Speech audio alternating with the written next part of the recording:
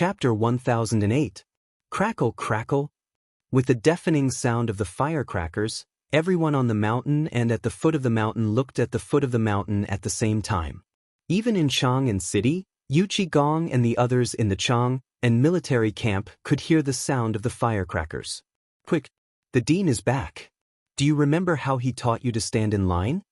Yu Xiaonan waved his hand when he heard the firecrackers at the foot of the mountain. Yes. More than 2,000 students who had just finished their morning exercises shouted in unison. If someone did not know, they would think that this was not the academy, but the military camp at the foot of the mountain. No, they were standing even more upright than the ones in the military camp. Wanli was very excited. At this time, Tinyu and the others were not on the mountain, so this difficult task fell on him. For example, he was responsible for the daily running exercises and so on.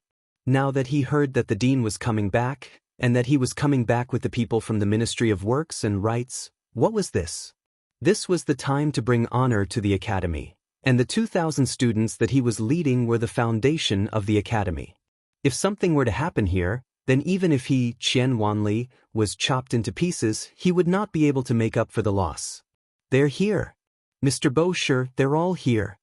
Hearing this, Yu Xiaonan and the others subconsciously tidied up their wrinkled clothes, and even took out a peachwood comb and a bronze mirror to tidy up their appearance. After tidying up, Yu Xiaonan and the others pondered for a while. At this time, it was not appropriate for them to wait at the mountain gate. After all, they were great Confucians, and those people, although having official titles, had to salute them when they saw them. At this time, that's not right. Yu Xiaonan punched his palm with his right fist, looked behind him, and then looked at the foot of the mountain and said, Wanli, tell everyone to go to the school field and wait. Is everything ready? Mr. Bosher, everything is ready. Just wait for the dean to come back. Good. Go. Hearing this, Wanli performed a modern standard military salute. Then, using the hand signals of the traffic police, he directed the groups of students to follow him in an orderly manner. They jogged all the way to the field. The playground was naturally the huge basketball court between the teaching building and the dormitory area of the academy.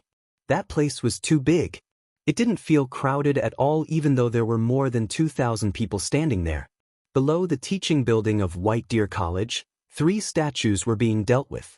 In the middle was a statue of Confucius, and on both sides were statues of Mencius and Lao Tzu. In the middle of the square, there was an open book carved with the disciple rules engraved on it. On the side of the stone carving was the handwriting of the 4 deans of White Deer College. It was called meticulous calligraphy.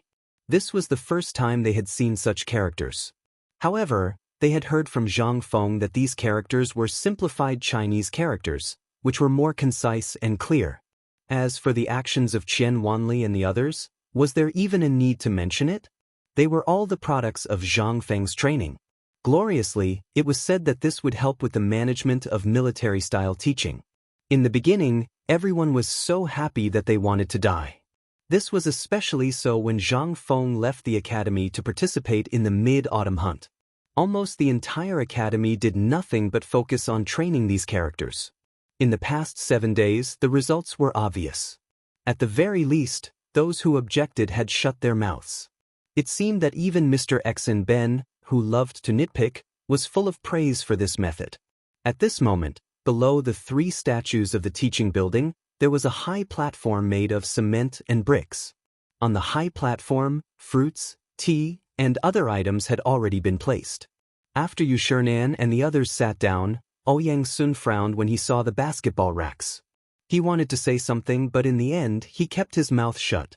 There was a reason why they had to choose this place out of all the other places. This type of teaching building was unique even in the Tang dynasty. In addition, with such a novel and innovative campus facility, it was also the time to show the strength of White Deer College. At this moment, Cheng Chumo once again urged the horses to go around the entrance of the mountain and the campus to pass on the latest information. When Cheng Chumo finally appeared, behind Yu Xiaonan and the others, Zhang Feng and the others had already appeared, sitting on poles as they slowly walked over. Seeing this, Yu Xiaonan waved his hand. Wanli, who could not wait any longer, immediately shouted, "Everyone look to the right." Whoosh! A chorus of voices rang out. More than 2,000 students present instantly turned around. The sound of the soles of their feet rubbing against the cement floor instantly exploded into a loud noise. Salute! At this moment, looking at the students of White Deer College standing upright and thinking of the strange actions of the White Deer College students during the mid-autumn hunt, everyone who came to visit was stunned by this spectacular scene. Chapter 1009. Lu Hongwen finally regained his senses after much difficulty. Looking at the movements of more than 2,000 students, including the movements of raising their hands and placing them at the corners of their eyes and eyebrows, and the fact that they were all of similar height, he could not help but feel a little shocked. Thinking about it, as the top institution of learning in the Tang dynasty, how many students did the Imperial College have? Putting aside the fact that these more than 2,000 people were trained for a short period of time, just this feat alone was enough to make people admire them. His Imperial College had less than 200 people in total, and all of them had high standards. Even if he, Lu Hongwen, had to wait for 2 hours to give them a lecture personally. But here? Yu Shinan waved his hand. The person who looked like a student roared. These people all made the same choice at the same time. What the hell? It was simply. Zhang Feng smiled slightly and gestured for the sedan bearers to lower the poles. He returned a military salute to Qian Wanli and shouted loudly, "Students, you've worked hard. Teacher, you've worked hard. You've served the people." Zhang Feng was very satisfied. When he left, he was really not sure if this military-style teaching could achieve any results by the time he returned. Therefore, when he returned to the academy, he asked Chen Tiniu to report to the academy first. But who would have thought that it would really look like a real thing? Qian Wanli was so excited that the corners of his mouth were trembling. He was so emotional that tears were flashing in his eyes. He shouted somewhat hoarsely, "All the students and teachers, a total of 2,731 people, are all present. Teacher, please inspect them." Good. Zhang Feng nodded. Then, he turned around and looked at the shocked faces of the few people. He coughed, smiled, and made a gesture of invitation. He said, "Lord Qian, Lord Heath, Lord Sun, Dean Lu, and Dean Ong, would you do me the honor of giving us a lecture?" It was only at this point that the 5 people reacted. Lecture? Wasn't this King nonsense? Was there a need for a lecture? This brat was clearly putting on a show for them. Ahem, President Zhang, you are really good at educating people. Lord He laughed and said again, "These 2,000 people must have been trained since the opening of the mountain gate, right? I didn't expect that President Zhang not only created such a miraculous dish like braised meat with white paper, but also managed the academy so well." No, Lord He, you're wrong. Zhang Feng sighed and said, "Actually, I only taught a few disciples when I had nothing to do. This kid is called Qian Wanli. He used to be very mischievous, and I have a bad temper. After 3 days of teaching, I didn't expect him to teach the whole school during the few days I went to participate in the mid-autumn hunt."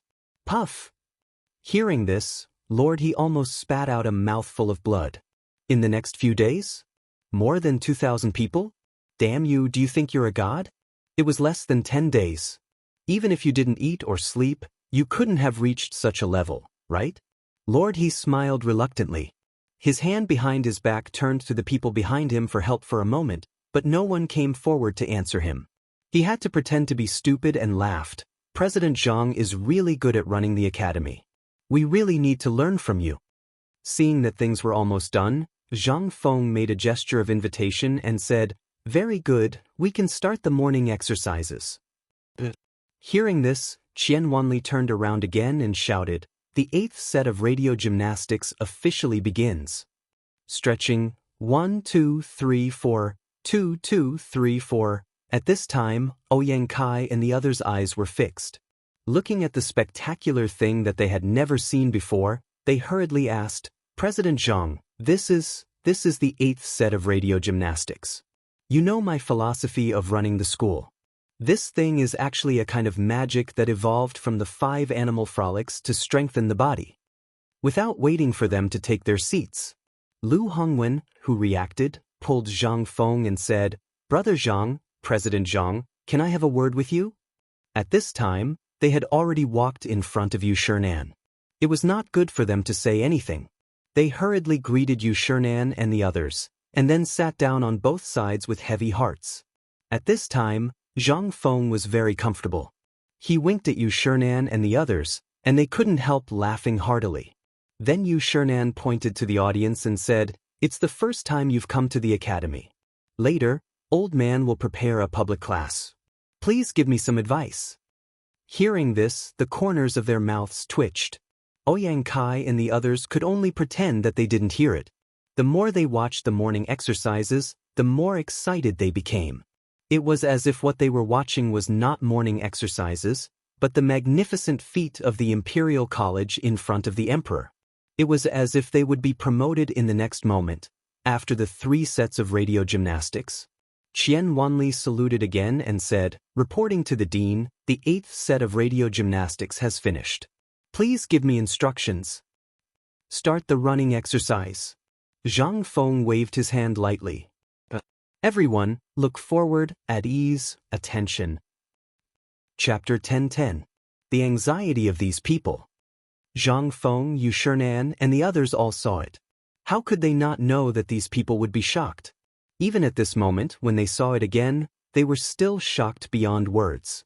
After all, this thing was made by them. At the same time, Yu Shernan was well aware of what would happen if word of this got out. He did not need to think to know the content of the conversation between the people from the Imperial College and Zhang Feng. These people were definitely asking Zhang Feng for the method, but Zhang Feng did not agree. It seemed like this kid was up to no good. But it made sense. These guys had previously caused so much trouble for White Deer College. If not for Zhang Feng's resourcefulness, the college might not even be able to continue operating. After a while, Qian Wanli, Cheng Chumo, and the others who had just returned to the college and changed into their uniforms slowly led the group of students out of the campus. Their orderly footsteps sounded like the galloping of thousands of soldiers and horses. It was a spectacular sight. At this moment, as the students slowly walked away, Lu Hongwen and the others could not help but stand up. They watched as these people left, still unable to react. Seeing this, Zhang Feng exchanged glances with Yu Shernan and the others again. They took the bait. "Everyone, it's time for dinner. Old man has prepared some wine, please come with us." Yu Shernan said with a smile. When everyone heard this, who would dare to disobey? They hurriedly thanked him and followed Yu Shernan and the others. They hung around with mixed feelings. Zhang Feng also took the opportunity to introduce the construction of the college, the technology building, the activity room, and so on. In any case, he described everything as awesome, especially the basketball. In the end, Zhang Feng and Lord Qian from the Ministry of Works laughed and hugged each other, calling each other brothers. No one knew what they were talking about. Although Ouyang Sun did not like it and felt that it was a disgrace to the educated. Although that was what he said, when he saw Zhang Feng and that person's behavior, he could faintly feel that there was something fishy going on. Yu Shernan secretly patted Ouyang Sun's shoulder and signaled him to ignore it. Ouyang Sun shook his head and walked towards the cafeteria. The most important place in the White Deer Academy, other than the confidential information room and the teacher's office, would be the canteen. Just as Zhang Feng had said, food was the most important thing in the White Deer Academy. If one couldn't even enjoy their meals in a carefree environment, how would they be able to enjoy their meals? The cafeteria was on the first floor of the dormitory building. Although the dormitory building was not ready, the cafeteria on the first floor was ready first. After all, they had eaten outdoor meals for more than a month. The students on the mountain complained incessantly. The newly built cafeteria was designed according to the university cafeteria of the 21st century. It was divided into 2 floors. The first floor was for students, but the second floor was awesome. There were stir-fried dishes and small private rooms. You could receive guests here on a daily basis. Even if you were a student, as long as you had a meal ticket issued by the college, you could come here to spend money. As for money, sorry, we won't accept it. I don't know. At this moment, in a private room on the second floor, a dazzling array of specialty products were piled up on the table. After the hosts and guests sat down, Ouyang Kai hurriedly stood up and said to Ouyang Sun, "Mr. X and Ben, do you remember? I don't know." Without waiting for him to finish, Ouyang Sun directly interrupted Ouyang Kai. He really did know this person. Although his surname was also Ouyang, they had nothing to do with each other. Now that he said that, Ouyang Kai could only smile and raise his wine cup. "I am Hongwen Guan's chancellor and also the dean. Ouyang Kai is also here. Today's visit was a little rushed. Another day, I will bring gifts to apologize. I hope the 4 teachers can forgive me." Ouyang Sun ignored him and continued to drink. Seeing this, Chu Suiliang laughed and raised his wine cup. "Today, White Deer College did not take care of you well. I hope everyone can forgive me." After a series of superficial pleasantries, everyone fell into the trap. Now that Zhang Yuyao and Jing Shu were gone, everyone was more relaxed. After all, it was not appropriate to have women in this kind of situation. After 3 rounds of wine and 5 dishes, especially the pig feast on the table, as well as the 3 beggars' chickens and the big geese, everyone had a rich aftertaste. After the meal, it was time to talk about business. Lord He glanced around and then discussed something with Lord Qian and another official from the Ministry of Rites whose name he did not know, as well as Lu Hongwen and Ouyang Kai. At this moment, Yu Shernan said faintly, "Since you still have things to talk about, old man and the others will not disturb you. As for other things, the old man and the others can't make the decision. Therefore, everything depends on President Zhang's decision." While speaking, Yu Shernan and the others slowly walked out of the private room with their hands behind their backs. Until now, Ouyang Kai and the others were completely relaxed. They looked at each other and raised their wine glasses, saying, "President Zhang, Brother Zhang, we don't know each other until we fight. Now there are only 4 academies in Chang'an City. We should be united and fight for the rise of the Tang dynasty together." After the 2 of them spoke a lot of nonsense passionately, the atmosphere changed. Their faces turned bitter as they said, "But after seeing Brother Zhang's academy and thinking about our academy, it's just like, alas. Brother Zhang, let's not beat around the bush. We also know that you like to be straightforward. In this case, let's be frank. Can you give up these things of your academy?" Hearing this, Zhang Feng cracked his mouth and smiled. It's reasonable to say that all academies in the world are descendants of Confucius and Mencius. But as you have seen, my academy is small, and I'm suffering here. Chapter 10-11. Hearing this, the 5 of them couldn't help but be vigilant.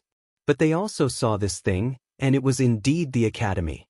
Whether it was the dining hall that was brighter than their extra bedroom, the unconventional teaching building, or the cement, all of them were things that they coveted. But now, although they knew that Zhang Feng didn't have any good intentions, and they had targeted Zhang Feng before, it would be strange if Zhang Feng didn't take revenge on them. However, since they had already spoken, they were prepared to be cheated. As long as they got these skills, no matter how much they were cheated, they believed that their master would bear it and give them a big credit. This was the reason why they were prepared to speak this time. Their families had huge industrial chains, and if they could get the materials used by Zhang Feng to build the academy, this unique building method, and this method of training students, even if Zhang Feng wanted their official positions, they would immediately give them up if they could get their hands on it. After thinking all this through, Lord He and Zhong Tian of the Ministry of Personnel looked at Zhang Feng, who had been poor all this time, and said, "Prince Zhang, I think you don't know that we are the children of the 8 big families in Guanlong. I think you also know this. I admit that we did have some estrangement and misunderstanding before, but in this world, there are no eternal conflicts, only eternal interests." Zhang Feng knew that these people would say this. On the way to the dining hall just now, the official surnamed Qian was fooled. At this time, he was still thinking about the basketball that could prolong people's life and the formula of the bone-strengthening powder. Seeing that Lord He was talking, how could Lord Qian sit still? He hurriedly got up and said, "Brother Zhang Feng, I am not talented. This time, I am prepared to offer 50,000 taels of gold to buy the formula of the bone-strengthening powder. What do you think? As for the rest of the things, as long as I can afford it, as long as you say it, even if it is my life, I will give it to you. I have a lot of properties in Chang'an City, about 73 in total. Although most of them are my family's properties, the deeds of these properties are in the hands of someone before me. Also, there are thousands of acres of fertile land outside Chang'an city. In Liang province, they are all my properties. Lord Qian talked about his background in a roundabout way, but as for whether he was telling the truth or not, only God knew. However, when Zhang Feng carefully observed their faces, he found that even though Qian Jinbao's words were enough to shock Zhang Feng, these people still didn't bat an eyelid, as if they were used to it. At this time, Zhang Feng really realized the horror of these big families. If he didn't count, he wouldn't have known, but now that he did, the Great Tang was basically a mere figurehead. At this time, if he really went to war with them, Zhang Feng couldn't help but feel a little worried. After all, at this time, Old Ox and the others had already gone to chase the mysterious man. If they really went to war, then the matter would be completely serious. Especially the one in the palace. Sending Li Xiaogong out to hold the fort at this time was enough to explain a lot of problems. In case that one made up his mind and decided to completely go against these big families, then the consequences were obvious. No matter how many new tricks he came up with, he would only follow in the footsteps of Yang Guang of the Sui dynasty. Zhang Feng sighed and said with a wry smile, "Old Qian, you really scared me. I have seen rich people, but I never thought that you were hiding so deeply." Zhang Feng waved his hand and said, "Well, I know everything about you. We did have some misunderstandings before." As old he said, "There is no lasting hatred in the world, only eternal interests. I, Zhang Feng, open the academy for fame and profit. What else can I do besides that? But now you have said so much in one breath. I can't take it. How about this? Let me think about it. You don't have to leave today. You can stay on my mountain and let your students have in-depth experiences and exchanges with my academy's students on the mountain. What do you think?" Lu Hongwen and Ouyang Kai heard this and their eyelids couldn't help but twitch fiercely. If Zhang Feng hadn't mentioned it at this time, they really would have forgotten about it. To be honest, the environment on the mountain made even the few of them have the urge to not walk, let alone the students. Seeing that Zhang Feng wanted to calm down. At the same time, they urgently needed to send all their students back to the academy. Moreover, they knew that this kid must have never seen so much money. Everyone pondered for a while, then nodded heavily and said, "Since that's the case, let's talk again tomorrow at this time. How about it?" "Sure." Zhang Feng heard this and nodded quickly. "Then we won't disturb you anymore. Let's walk around the mountain and experience the scenery of White Deer College, okay?" Zhang Feng agreed wholeheartedly. He hurriedly leaned against the window and grabbed 2 passing students to walk around the mountain. Then, he rushed out of the canteen to find Zhang Sun and said hurriedly, "Go down the mountain immediately and hand over Lao Li to me. Tell him that something big has happened.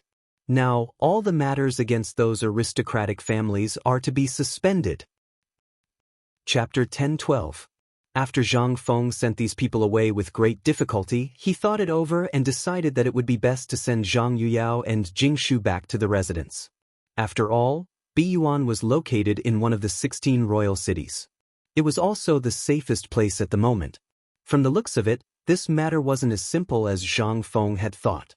If he completely fell out with the 5 surnames and 7 Wang, the Guanlong 8 great families, and the Shandong clan, the consequences would be unthinkable. Moreover, this matter had already involved 2 families. The Shandong landowning household had yet to appear, so no one knew if the Shandong landowning household was involved. Therefore, Zhang Feng felt a bit guilty. It wasn't that Zhang Feng was afraid, but that once this matter began, there would be no turning back. At that time, there would only be 2 paths to choose between life and death. There wouldn't be a third possibility. Zhang Feng smoked one cigarette after another. The small wooden hut was quickly enveloped in a thick, gloomy atmosphere. After an unknown amount of time, Zhang Sun rushed in with Li Shimin and Lu Ruochen. They hurriedly rode their white horses and killed their way to the main entrance of White Deer College. Li Shimin's expression was very ugly. He urged his horse to look around the mountain entrance and coldly asked the guard at the entrance, "Where is Zhang Feng?" The guard had never seen the emperor reveal such an imperious aura outside the palace. After all, this was the first time he had seen it on this desolate mountain.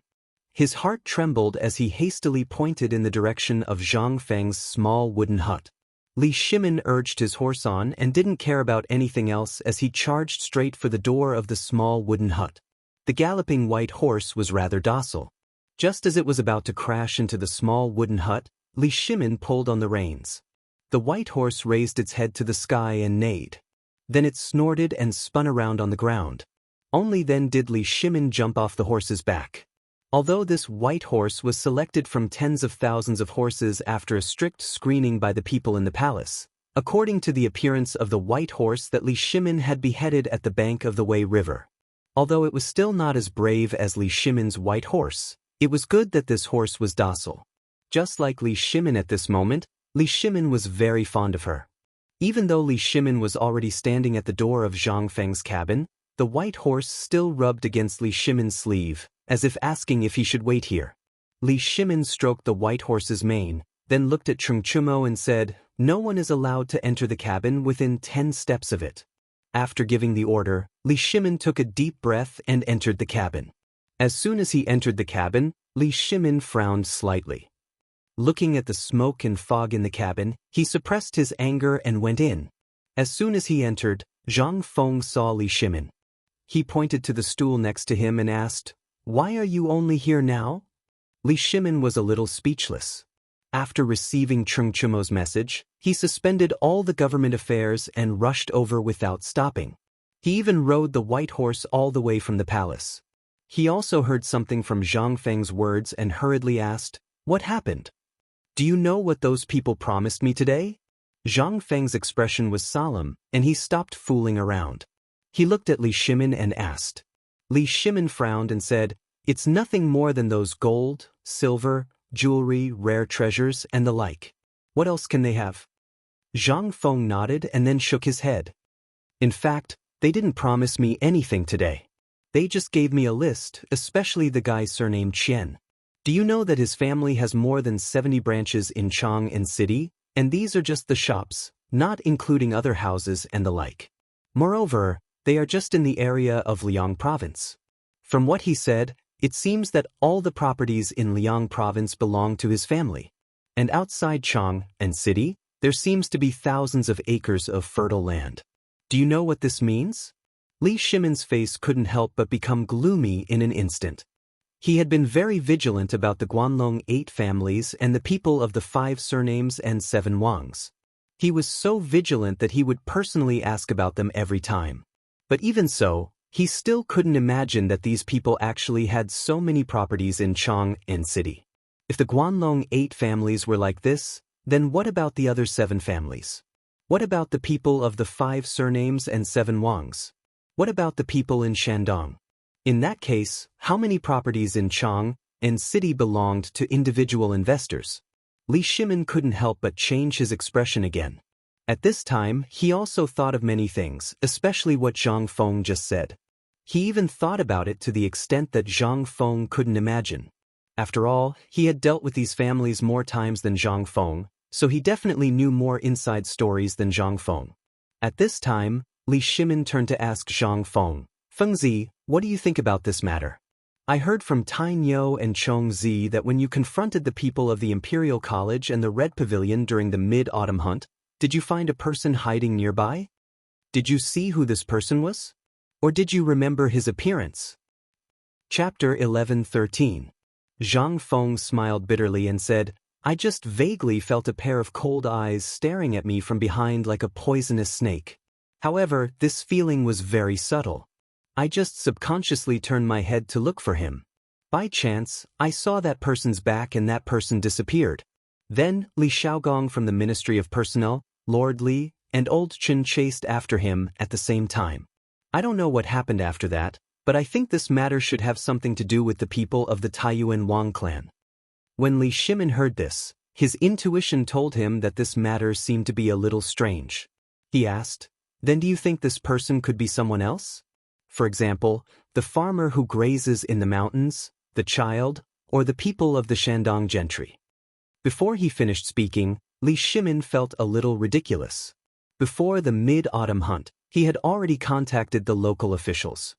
The local officials would also send out all the notices a month before the autumn hunt began. They would also conduct a search of the entire area before the mid-autumn hunt began. Under normal circumstances, the location of the mid-autumn hunt could only be determined 3 days before the mid-autumn hunt, or on the same day. On one hand, this could play a role in protecting the public. On the other hand, it was to ensure the order of the autumn hunt. However, Li Shimin heard that there were still many onlookers at the scene. Although they were standing far away, what did this mean? This meant that this matter was uncertain. If the people of the Taiyuan Wang clan were here, they definitely knew that they would definitely be watched this time. Moreover, as one of the 5 clans and 7 watches, if they could come, it meant that they already knew everything. As one of the 4 gods of war of the Tang dynasty, Niu Jinda would be watched by countless people at any time and place. At this time, when Li Shimin sent him to Nantian County, there would definitely be countless people staring at Niu Jinda. When he sent Niu Jinda here, he wanted to let him intimidate these people. However, even with that being the case, the people from the Taiyuan Wang clan still came. However, Li Shimin felt that this time, it was very likely that they had come to get close to Zhang Feng. It was very likely that they didn't know there was a coal mine here, but they wanted to find out what Niu Jinda was doing. As long as they arrived, they would definitely know that the mid-autumn hunt was being held here. But even so, as long as they had the slightest bit of intelligence, they would never do something so stupid as to alert the enemy. Then, who was the culprit behind this? Li Shimin could not help but feel dizzy. There were many uncertain factors in this. If only one of them made sense, he would let it go. However, the more he investigated, the more he found out. The more people were involved, the more chaotic it became. Before this, he had already made corresponding arrangements in the palace. Especially before Zhang Sun arrived, he had already received the news about what happened in Lantian County and the fact that Li Shaogong and Qing Yaojin were searching for the mysterious man. Li Shimin had already sent 5,000 elites from the Chang and military camp to Lantian County. He swore that he must find the mysterious man and try to get something out of him. However, less than the time it took to brew a cup of tea after his secret order was sent out, Zhang Sunchong brought him a piece of extremely shocking news. Zhang Feng actually asked him to stop dealing with Guan Long, the 5 surnames and 7 Wangs, and the Shandong aristocrats. He even directly treated the incident in Lantian County as if it had never happened. Li Shimin really did not understand what Zhang Feng was thinking. He even mistakenly thought that Zhang Feng had reconciled with the people of Hongwen and the Imperial College. However, at this time, it seemed that it was not so simple. Just from the fact that Zhang Feng mentioned the industries managed by the Ministry of Personnel Affairs, Li Shimin felt the seriousness of the matter. He immediately denied the possibility that the Wang clan of Taiyuan was involved. If it was not the Wang clan of Taiyuan, then who was it? The more Li Shimin thought about it, the more he felt his head hurt. After smoking 5 cigarettes in a row, Li Shimin asked somewhat annoyed. "Frenzy, what do you think we should do now? We can't keep hanging like this. This matter has to be solved sooner or later." Zhang Feng nodded. "This matter does have to be solved, but not now, and not in the future. In short, Lao Li, you only need to remember one thing. If you move, you must make a thunderous strike. Otherwise, you have to lie down steadily. Otherwise, for us, it will be a disaster." Li Shimin naturally understood the meaning of Zhang Feng's words. However, could he sit still at this time? The matter against the Guan Long Corporation had actually started long ago. However, because of the 8 waters of Chang, and these people actually all went into hiding. This gave Li Shimin no excuse to make a move. However, at this time, when he finally found an excuse to make a move, this, just let them go like this? Li Shimin was not willing to accept this. Zhang Feng also saw Li Shimin's unwillingness.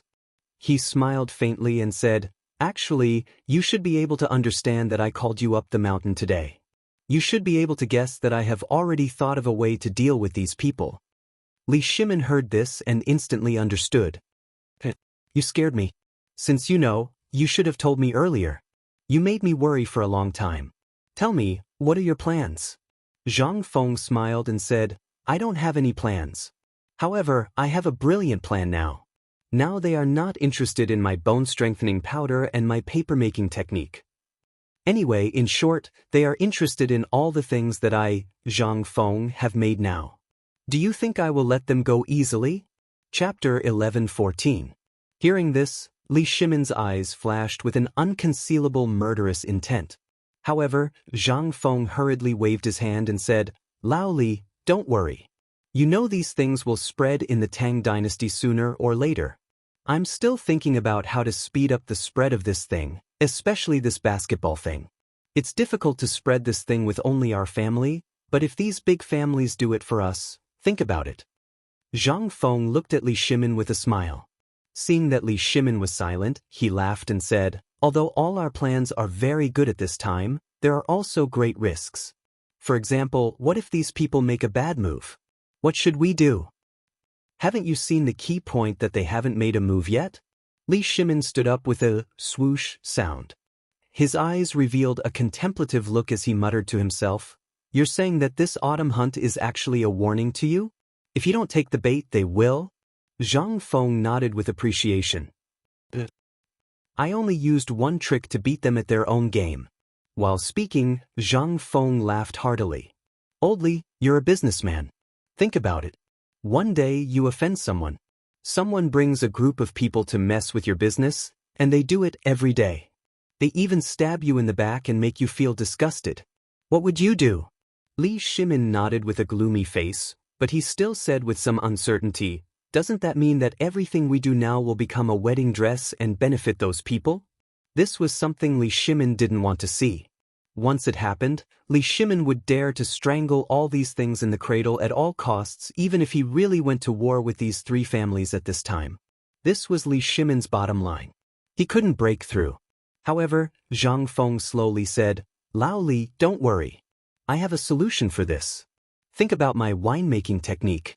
Although I was tricked by you last time, we are brothers, so I'm not afraid. But even so, I still have a trick up my sleeve. Maybe you haven't realized it yet, but there is still a final step to the winemaking technique I gave you. Is it stuck in my hand? Zhang Feng laughed complacently. Li Shimin's eyes slightly moved, but he still forced a smile and said, Actually, I've already thought about this matter, but as you said, we're brothers, so we don't care. You should know that in this world, a person's heart is always like a snake trying to swallow an elephant. Today, he has obtained what you have, but tomorrow he will want what you have. Especially the Guanlong 8 great clans, as well as the 5 surnames and 7 hopes.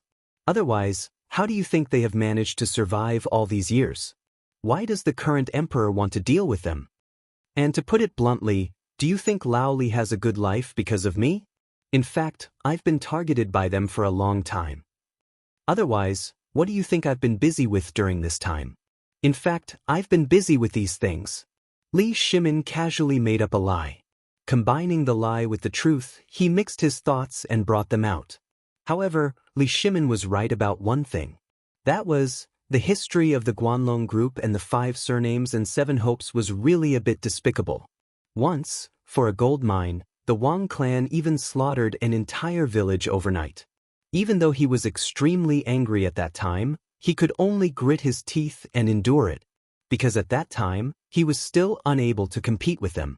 But now, it was different. The door of water trade had been opened. The water trade that basically belonged to the imperial court had been completed, even if they were in a deadlock with them at this time. That would not paralyze the economy of the Tang dynasty at this time, but it would still have a certain impact. For example, at this time, the outside world was uncertain. This was something that Li Shimin had some concerns about. If they were going to attack Zhang Feng at this time, Li Shimin would never sit back and do nothing. After all, Zhang Feng had developed this kind of invincible weapon at this time. What was Li Shimin afraid of? Moreover, he also knew that once the invincible weapon in Zhang Feng's hands was leaked, it would bring terrible consequences to the Tang dynasty. Therefore, Li Shimin, at this time, you would rather fight to the death than let this thing fall into the hands of others. If he waited for another month and the firearms mentioned by Zhang Feng were produced, Li Shimin would dare to drive all the aristocratic forces out of the Tang dynasty in half a year.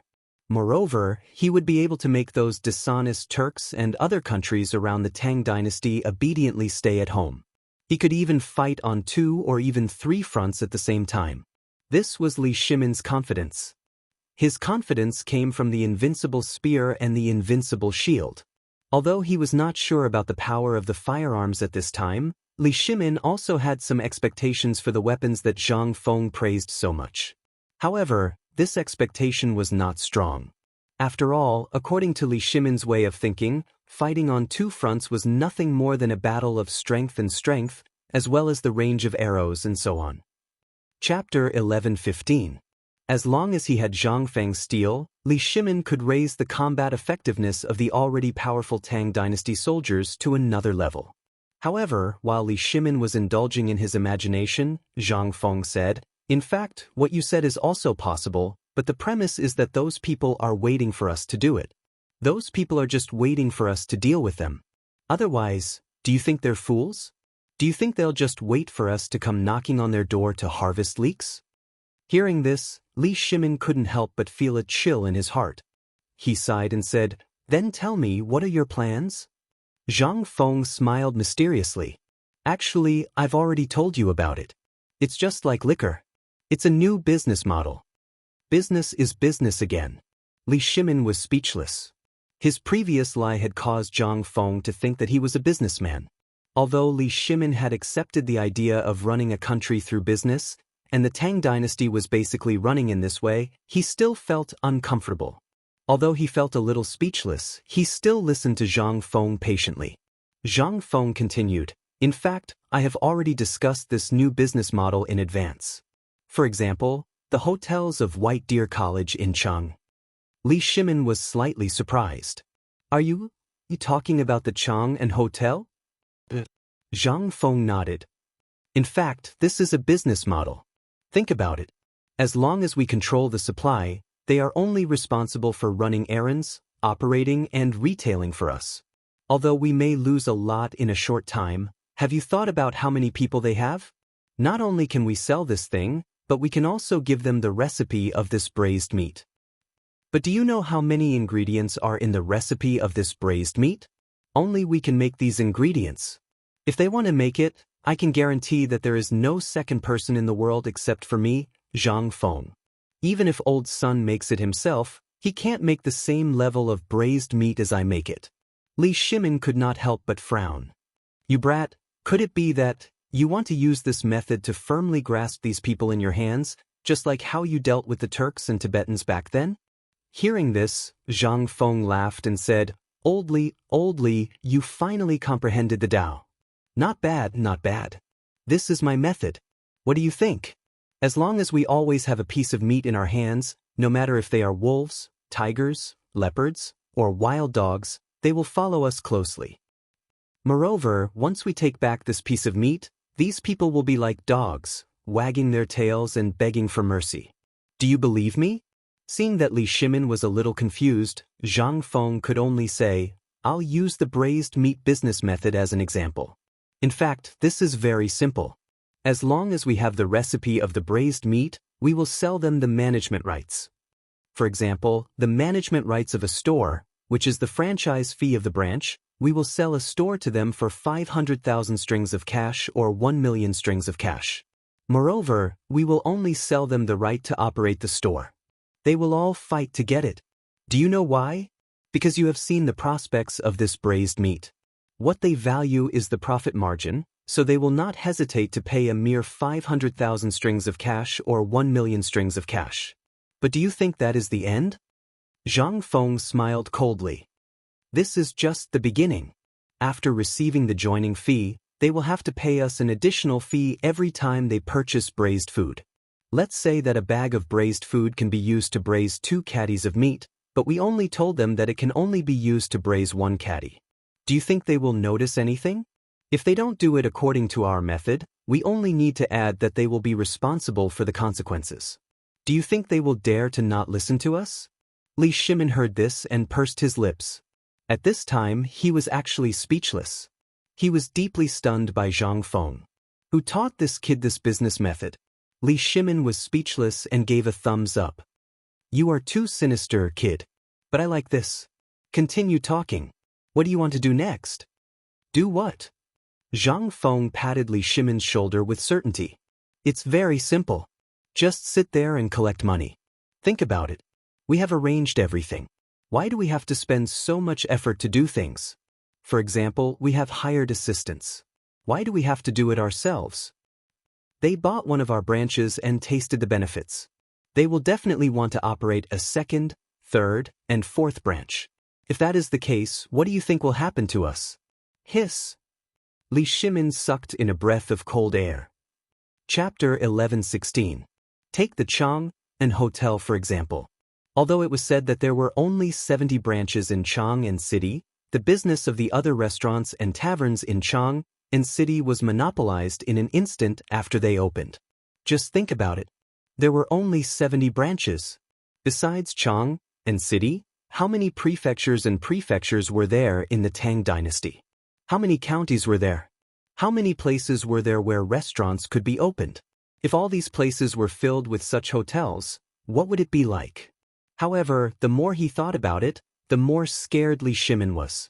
He hurriedly asked, if that's the case, won't they earn all the money? Even if they only take half of the money, it's still an extremely terrifying number. Zhang Feng pointed at Li Shimin's head and said, you're muddle-headed, but sometimes you're really muddle-headed. Do you think that I, Zhang Feng, only have one business? When Li Shimin heard this, he said, don't tell me you want to hand over all your assets to them to manage. If that's the case, wouldn't you be raising a tiger and inviting calamity? No, you can't do that. You're definitely raising a tiger and inviting calamity. How could Li Shimin allow such a thing to happen? At this time, he couldn't wait to kill all these people himself. How could he let these people do these things? What was this? This was raising a tiger and inviting calamity. However, Zhang Feng didn't think so. He was just like Qianlong and Heshen. Why did Qianlong put Heshen in such an important position? He knew that Qianlong was insatiably greedy because of Heshen's greed. Zhang Feng once saw the most classic scene in the TV series. It was when Qianlong Emperor entered the prison to visit Ji Xiaolan and said, the more greedy a person is, the more he wants to get more. Because he has a goal, that is, greed. The premise of his greed is that he can get it from you. If he can get it from you continuously, then he will try his best to do things for you. What did Qianlong do in such a cycle? He only did one thing. That was to give He Jin a hard time and beat him up. He arranged for Ji Xiaolan to be by his side. There was another sentence that Zhang Feng remembered very clearly. Heshen fell and Jiaqing was full. This was also an invisible boss gift that Emperor Qianlong left for Emperor Jiaqing. Qianlong Emperor couldn't bear to do anything to He Jin because he was merciful. After all, he had followed him for his entire life. There was no merit, but there was hard work. Moreover, a lot of the dirty work was done by He Jin. After all, He Jin didn't do anything that he particularly hated. But what about the 5 families and 7 Wangs and the Guanlong family? At this moment, the emperor wished he could drink their blood. Zhang Feng explained everything he knew to Li Shimin in detail, especially the matter between Qianlong and He Jin. He explained it to Li Shimin in a different way. Lao Li, I once saw a fragment in an unofficial history. There was once a king of the state of Qi. The only thing he did in his life was to raise 2 people. One of them was surnamed He, and his name was Heshen. He was a scholar official of the current dynasty. He was very greedy, but he was very capable. Every time the Qi emperor gave him a task, he would always think of a way to get it done, especially if it was related to money. King Qi also thinks highly of that person. However, there is another scholar official in between. That scholar official's name is Ji Xiaolan. That scholar official is incomparably honest and incorruptible, but he abhors the insatiable Lord He. There was once when Lord Ji reprimanded King Qi for using corrupt officials in court. King Qi flew into a rage and locked him up in prison.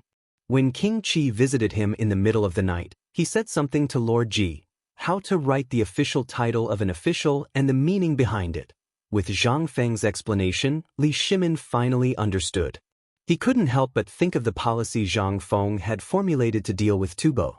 Thinking about it carefully, Li Shimin seemed to have misled him.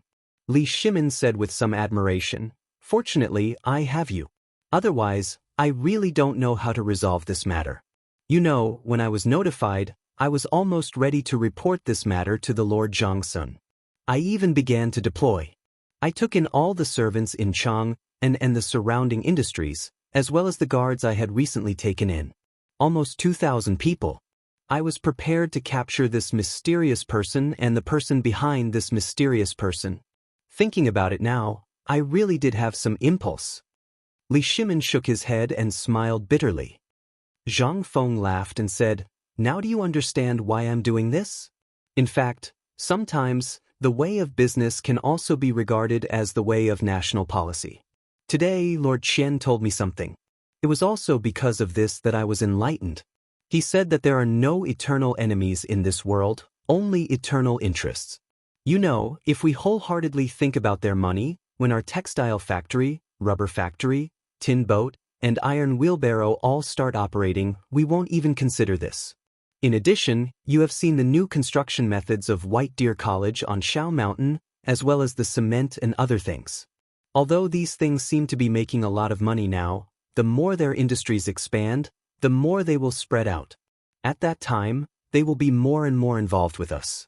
When that time comes, once you decide to attack them, it will be impossible for them to gather all their forces together." Chapter 11:17. Zhang Feng turned around and took out a cigarette from the bamboo tube on the table. "You see, what I'm holding now is actually the current state of the Guanlong Group and the 5 surnames, 7 hopes, and the Guanlong Group.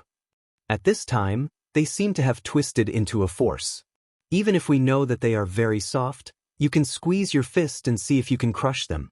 While speaking, Zhang Zhong opened the palm of the incense in his hand and sprinkled the incense all over the table. Then Zhang Feng pointed to the cigarettes on the table and the ground. "But this is the situation after they took over our business. We are always waiting for them to exhaust themselves. We are always in the planning, but they are tired of making money and dealing with their business. They are not in the mood to do something. In this case, think about it.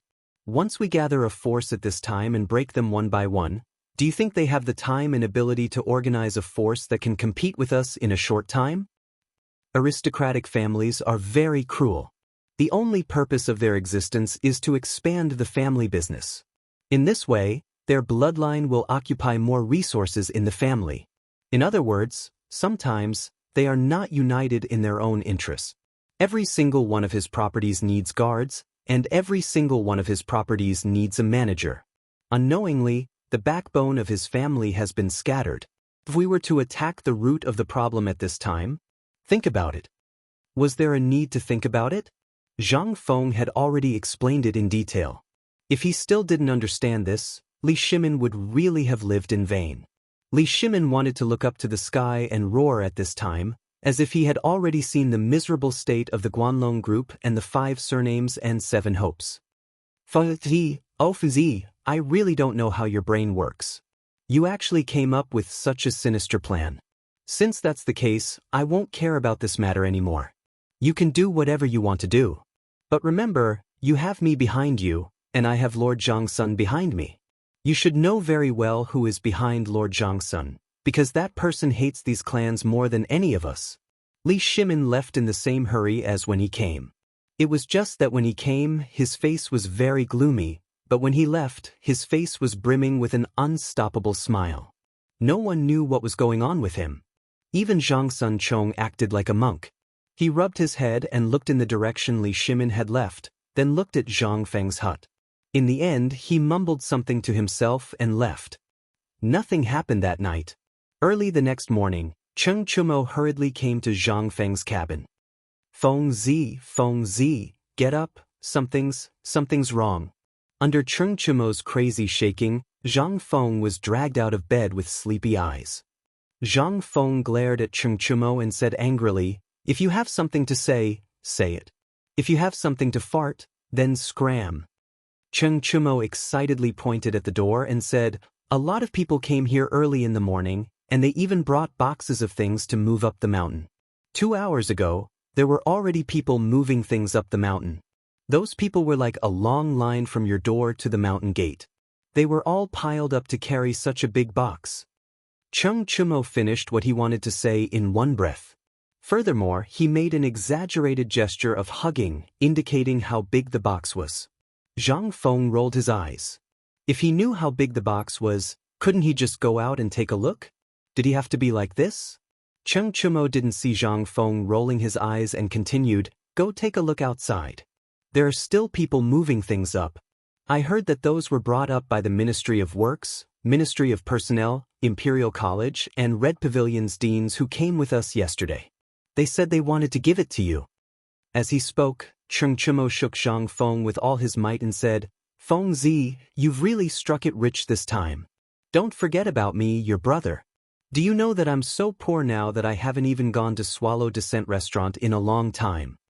Upon hearing Swallow Descent Restaurant, Zhang Feng couldn't help but want to beat someone up. Previously, this fellow had gotten someone pregnant, and he still didn't know what happened in the end. Now that he was itching for a beating, he was thinking about that again? Zhang Feng pushed away the big face in front of him and glared at him. "What nonsense are you talking about? Do you believe that I won't beat you up?" Chang'an didn't care about those things, but he felt that Zhang Feng's choice of words was a little inappropriate. "You can kick with your feet, but you can beat with your hands. What's the meaning of that? Wasn't this description a little too feminine?" Zhang Feng didn't feel sleepy at all. He didn't know what these fellows were up to, so he hurriedly put on his clothes and went out to take a look. The moment Zhang Feng went out, he saw boxes of things piled up at the mountain entrance. It was as tall as a small mountain. At this moment, there were even a dozen people from Tong Hui Fong taking notes. As they were taking notes, they were also talking to the people who were dressed like butlers who were delivering the boxes. At this moment, the old village chief was like a smiling Buddha. He watched as the boxes were placed in front of Zhang Feng's door. Only then did he look at those people as if they were thieves. When those people left the boxes, he smiled and went to welcome the next person. Chapter 11:18. At this time, at the mountain gate, He Zhongjing and the others from yesterday were accompanying the old village chief, making him laugh heartily. The old village chief also saw Zhang Feng come out. He hurriedly leaned on his walking stick and hobbled over like a 3-year-old child. Before he got close, he said with a smile, "Yo, you're awake?" This call was very affectionate. Zhang Feng was speechless. He pointed at the door and said, "Old village chief, what's going on? What are all these things?" The smile on the old village chief's face was as bright as the blooming chrysanthemums in the mountain. He hurriedly whispered into Zhang Hong's ear, "Kid, I don't know what you're doing. These people are crazily moving money up the mountain. I saw that this box is full of money. And it's not copper coins, it's gold coins." These people really didn't want to give up. They really wanted to get their hands on the things in his hands. Without even waiting for his consent, he had decided to go all out and burn all the boats. At this time, Lord Qian, Lord He, Lu Hongwen, and Ouyang Kai saw Zhang Feng come out. It was as if they had just seen Zhang Feng. They said in surprise, "Isn't this Prince Zhang? Why don't you rest for a while? After all, you've been tired for the past few days. Prince Zhang, these are just small gifts from us. I hope you don't mind." How could Zhang Feng sleep at this time? He cupped his fists at them and walked quickly towards them. He also instructed the workers in Tonghui Lane to be gentle when moving things. There were treasures in here. If they bumped into anything, he wouldn't be able to afford to pay for it. When he reached the 5 people, Zhang Feng pretended to be angry and said, "I say, brothers, what is the meaning of this? Moving so many things here so early in the morning, where do you expect me to put my face? Those who don't know might think that I, Zhang Feng, am a petty person who forgets righteousness in the face of profit. Quickly take them back. We can't do this." The eyes of the 5 of them flashed when they saw this, and they hurriedly persuaded earnestly. "Ayaya, brother Zhang Feng, what are you talking about? We should have come here a long time ago. You should be aware that there are many miscellaneous matters in the academy, and we can't leave for a short period of time. Since White Deer Academy is about to open its doors, we don't have anything else, so we could only bring these ordinary things. I hope brother Zhang Feng won't blame us." Zhang Feng saw that they were sincere. Even Ouyang Kai was about to cry and was about to kneel down in front of Zhang Feng. He hurriedly grabbed Ouyang Kai's arm and sighed emotionally, "That's my brother. If it weren't for the fact that there are so many things to take care of, I would have dragged you 5 brothers here today and become sworn brothers. Let's go, let's drink. If there's anything, let's talk inside, okay?" Hearing Zhang Feng's words, the 5 people instantly calmed down. They hurriedly said, "Oh, let's go, let's talk inside. There's no rush."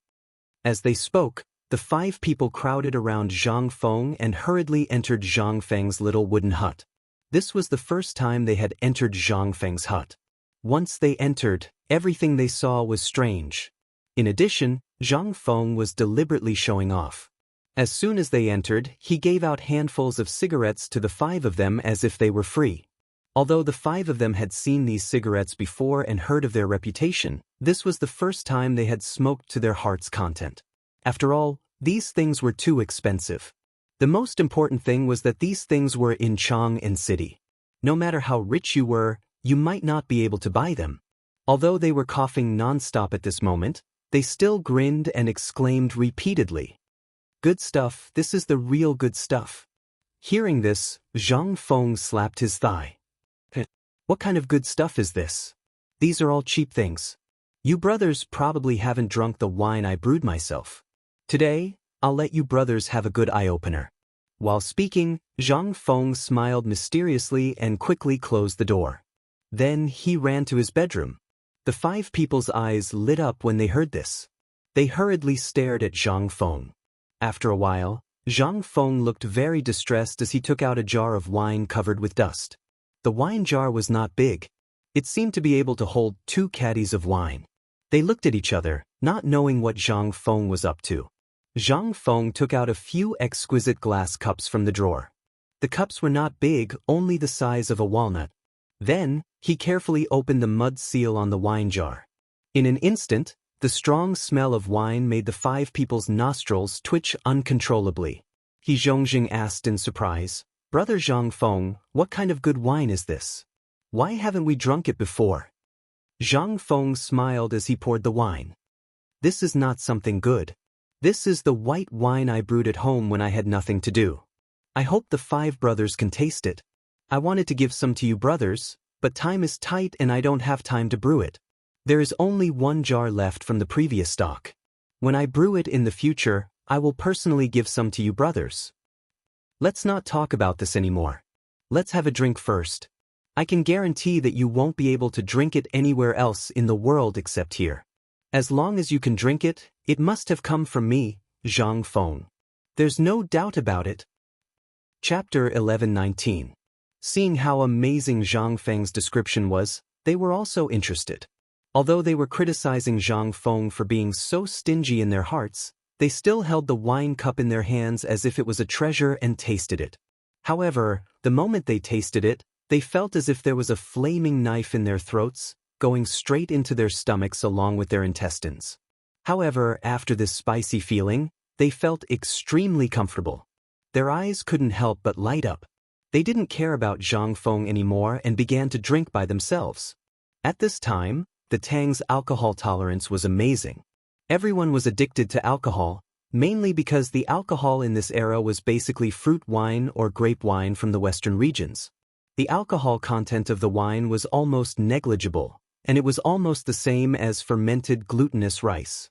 However, when they accidentally drank such spicy white wine, although their faces and ears were red from singing, the 5 of them stared at the small jar of wine on the table with burning eyes after thinking about it. Seeing this, Zhang Feng asked, "How is this wine? Brothers, I didn't say anything wrong, right? Is this good wine?" "Good wine. It's really good wine. It's a rare good wine in the world. Brother Zhang Feng, did you really brew this wine?" When Zhang Feng heard Qian's words, he realized that these people were finally on the right track. He nodded and said, "Yes." However, Zhang Feng immediately asked, "From what you mean, are you suspecting that there's something wrong with this wine? Or rather, where have you drunk this wine before? If that's the case, I'll have to trouble you to tell me. If there is, I, Zhang Feng, am willing to give all my skills to you for free. Then, I'll live in seclusion in the mountains and never come out. How about it?" The few of them didn't know that Zhang Feng would be so easily offended. They could only see Zhang Feng's angry expression at this time, and couldn't help but believe it a little more. They repeatedly apologized. Seeing this, Zhang Feng gestured for everyone to continue drinking and ignore him. Then, he inadvertently opened the drawer as if he was looking for something. At this moment, a pair of sunglasses fell to the ground. Zhang Feng saw this and his face changed. He hurriedly sighed and said, "Oh my God." He hurriedly picked it up and looked at it carefully. Then he patted his chest and said, "Fortunately, it didn't break." Zhang Feng looked at them from the corner of his eyes. Then he blew a breath on his sunglasses, wiped it with his sleeve, and put it into his pocket. He pretended to be nonchalant and said, "Where is the formula of the bone-strengthening powder that we talked about? I remember that I put it in this drawer. But can't you find it all of a sudden?" How could they still be thinking about the bone-strengthening powder at this time? He Zhongjing held a wine glass and came to Zhang Feng's side with a smile.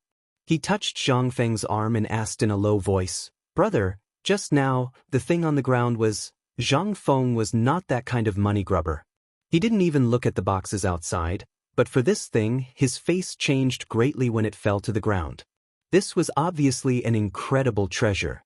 Before He Zhongjing finished speaking, Zhang Feng's face suddenly changed. "Nothing, nothing, nothing. It's really nothing. This is just a small thing." When He Zhongjing and the others saw this, they all rolled their eyes in disdain. If everyone still felt that this was nothing at this time, then weren't they no different from that idiot? He Zhongjing laughed dryly, then sighed and said, "I even thought that Brother Zhang Feng really regarded us as brothers, but now it seems that we don't have the qualifications to enter Dean Zhang Feng's discerning eyes. If that's the case, then we will leave. See you another day." As he spoke, He Zhongjing and the others looked unhappy and were about to leave. Zhang Feng was anxious when he saw this. He pulled him and hurriedly explained, "Old brother, why are you like this? If that's the case, then I will let you see it." Zhang Feng took out the sunglasses from his arms and carefully put it on He Zhongjing's eyes. Then he asked, "Brother He, what do you think?" At this time, Qian, Ouyang Kai, Lu Hongwen, and the others looked at He Zhongjing eagerly. They almost wanted to snatch it from him. He Zhongjing had never seen this kind of thing. He subconsciously closed his eyes, but after waiting for a moment, he felt that it was nothing and opened his eyes. But when he opened his eyes, he couldn't help but be startled. His surroundings instantly darkened. But when he looked at the door, he found that the color of the scenery outside the door had become softer. It was that kind of dazzling feeling, but that feeling was very comfortable. He Zhongjing said in surprise, "Brother Zhang Feng, what is this thing of yours? Why is it so magical?" As He Zhongjing spoke, he took off the sunglasses from his eyes. In the Nashi area, he repeatedly experimented with it several times. He couldn't help but have fun. Ouyang Kai and the others gritted their teeth, but they couldn't do anything. When Zhang Feng saw this, he gritted his teeth and sighed. "Well, since we are all brothers, I happen to have a few pairs here. I originally planned to give them to the best students in the academy this time." Chapter 11:20. When they heard this, their faces changed. Ouyang Kai held the box of sunglasses sadly and said, "How could you give such a good thing to those people? How would they know the value of this thing? How would they know how to cherish it?" Zhang Feng laughed and said, "Didn't I meet you today?" While speaking, Zhang Feng handed an exquisite wooden box to Ouyang Kai. Ouyang Kai wiped his hands on the clothes under his armpits as if he had received a treasure. Then he carefully took the box. Inside the box was a pair of sunglasses that were exactly the same as the one in He Zhongjing's hand. There were 2 black glass pieces in the frame. They looked a little strange, but when He Zhongjing and Lord He put them on just now, everyone felt that it was so magical. Most importantly, it was very beautiful. Ouyang Kai couldn't wait to put on the sunglasses. In an instant, there was a burst of exclamations. After they played for a while, Zhang Feng saw that it was almost time. He waved his hand and said, "Brothers, now that I am on the mountain, I can only give you these things. When I am free, I will give you more. How about it?" While speaking, Zhang Feng changed the topic and said, "I thought about what we discussed yesterday. As I saw a sentence in the unofficial history before, it is better to be alone than to be together. What old Qian said yesterday also benefited me a lot. They asked suspiciously, what sentence? It is that sentence. There are no eternal enemies, only eternal interests. Zhang Feng sighed and said, I was a little narrow-minded before. In fact, in terms of age and aptitude, I should respectfully call you elders. Logically speaking, I should have visited you as soon as I opened an academy in Chang'an city. However, I neglected this matter and was impolite. This is a small matter, but I am wrong. I apologize to you here. While speaking, Zhang Feng bowed respectfully to them. They looked at each other and let go of the last bit of grudge in their hearts. Like true brothers, they stepped forward and held Zhang Feng's hand. We're all brothers, why do you have to be like this? Why do you have to do this? Don't say such things that spoil the mood. If you continue, then you're not treating us as real brothers. Zhang Feng could only lower his head and nod desperately. If he continued to listen and make up stories, Zhang Feng was afraid that he would throw up his dinner from last night. However, for the sake of the plan, Zhang Feng suppressed his disgust and pulled Ouyang Kai with one hand and He Zhongjing with the other to sit down. The few of them were already well aware of Zhang Feng's situation. In Chang, and apart from the Ao Lai Tavern, there was only one other tavern. They didn't know why Li Shimin would secretly come to Zhang Feng every few days. At this time, when they saw that Zhang Feng was so forthright, it was no different from the information they had gathered before. Moreover, this person was not scheming and had many treasures. Not to mention Li Shimin, even they wanted to treasure Zhang Feng. At this time, Zhang Feng pulled on their hands and said, you should all know what happened to me in Chang'an before. Look at my academy. There are so many people supporting it. Although I have made some things, it's hard to support it alone. Although Lao Li and the others are helping, the progress is too slow. For example, the basketball now and the football and so on. If all of them were to be promoted, oh yes, and the bone-strengthening powder, you should know about it, right? But look at what the bone-strengthening powder looks like in the end. In the end, besides going into the pockets of the residents, what benefits did the people get? They got nothing. Zhang Feng said with righteous indignation, and the others listened and nodded. At this time, Zhang Feng continued, so I have been thinking about how to promote basketball during this time. This is a good thing for the country and the people. These 2 days, I met several brothers at the mid-autumn hunt, and this idea came to me. Where can this thing spread the fastest? The academy. In addition, the Ministry of Works, the Ministry of Officials, and the Ministry of Rights, 3 top departments of the Tang dynasty. If they can help, think about it, this is a rare opportunity to improve your reputation. If you help, I can guarantee that within a year, your official ranks will be promoted, and you will be the real ones. Hearing this, the eyes of the several people instantly turned red. In the current imperial court, it was harder than ascending to the sky to be promoted, and it was a big grade. It was simply a fool's dream. In addition, the emperor was deliberately targeting them at this time. At this time, they were simply unable to move an inch. In addition, each grade of official was divided into upper and lower grades. That was the difference between the 3 grades. Although it was only a difference of 1 word, the difference was huge that night. Only the higher one climbed, the greater the influence in the family, and the more benefits he could get. This was the cruelty of being a big family. They always only valued the family's interests and the contributions you could make to the family. They never cared about who you were. Chapter 11:21. Zhang Feng's words ignited a flame in everyone's hearts. Zhang Feng ignited the flame in everyone's hearts. It was the flame that could start a prairie fire. Zhang Feng saw that the matter was almost settled, so he talked about the basketball. As for the basketball, I won't charge any of you. Just treat it as a free gift. How about we treat it as our gratitude for recognizing our worth? The basketball training method wasn't a secret in the first place. The best way to increase the reputation of White Deer Academy was to promote this method, and these fellows were the best boosters. In addition, each basketball was sold for 100 copper coins. What was this? This was where the profits were. The few of them said that they couldn't accept it. However, No one said a word about whether they would pay or how much they would pay. This was within Zhang Feng's expectations. He didn't say anything and rummaged through the drawer for a while before taking out a small booklet. The booklet was made of white paper and was about the size of a book. When he took out the booklet, the 5 of them couldn't help but twitch their eyelids. Everyone knew the price of white paper. It was 700 copper coins per caddy. This booklet looked like it was about 3 taels. How much was it? This didn't include the things recorded in the middle. Zhang Feng placed the booklet on the table and said, "This is about how to use the basketball and the rules. I've recorded it in detail. Later on, you brothers will have to work hard and make 4 copies. How about that?" The few of them were overjoyed and promised repeatedly. Only then did He Zhongxing from the Ministry of Works happily take the booklet. He held it tightly with both hands in front of his chest. Only then did he stop. Then, everyone knew that the matter had reached the most critical moment. Zhang Feng took out 4 more booklets from the drawer. Now that we've settled the basketball issue, let's treat this radio gymnastics program as a meeting gift for my brothers.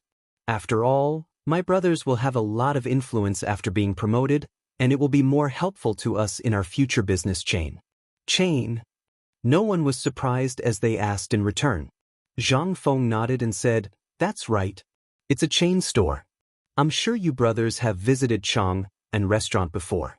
Have you seen the small words below the signboard of Chang'an restaurant? White Deer College's first branch or something like that?" The few of them nodded. Zhang Feng then said, "That's what a chain store means. You brothers can arrange for your own stores. You can open them wherever you want. I won't charge you a single copper coin. You can treat it as a free gift. But there's one thing. This brazing material and this recipe have been passed down in my family for hundreds of years.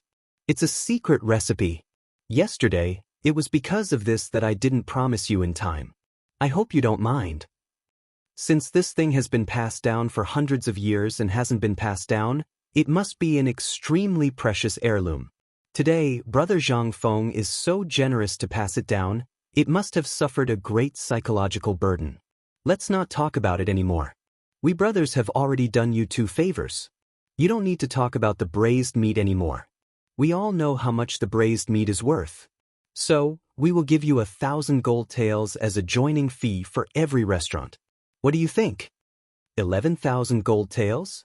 Oh my God. Lao Tzu originally thought that a few thousand strings of coins or a few hundred taels of silver would be enough. He was worried that they would just leave. His brain wasn't sharp enough. How did his vision become so low? Zhang Feng had the urge to slap himself. When they saw this, they couldn't help but look at each other. They didn't know why Zhang Feng had such a pained expression on his face at this moment. They thought that he felt that the money was too little. The few of them looked at each other, and finally He Zhongxing gritted his teeth and said, "I'll make the decision. We'll give you 1,500 taels of silver per restaurant. This is our limit. But don't worry, as long as we can earn money or get the approval of our families, this can only be considered as a deposit. When the time comes, we'll give you extra support. Brother, we'll give you more than this. What do you think?" When Zhang Feng heard this, he finally felt relieved. At the same time, he silently calculated. How much did they earn in this short period of time? How much wealth did these aristocratic families hoard? From the historical records, Li Shimin had to live frugally or cry about being poor everywhere in order to raise money for the military or when there was a disaster. Only then would he be able to raise some money. However, now that he had transmigrated, he truly realized that what *T Dubai's nouveau riche was a real nouveau riche. Zhang Feng excitedly held Ouyang Kai and Lu Hongwen's hands. He stuttered for a long time but couldn't say a complete sentence. In the end, he forced out 2 words. Righteous. Chapter 11:22. Since all of you have said so, then the joining fee is settled. From now on, this restaurant will be charged at 1,500 taels of gold. I'm only talking about the joining fee for one restaurant. No matter how many years you stay, I won't charge you a single coin. Hearing this, their eyes lit up. Previously, they thought that 1,500 taels of gold a year was a little too little. They had also inquired about the braised meat.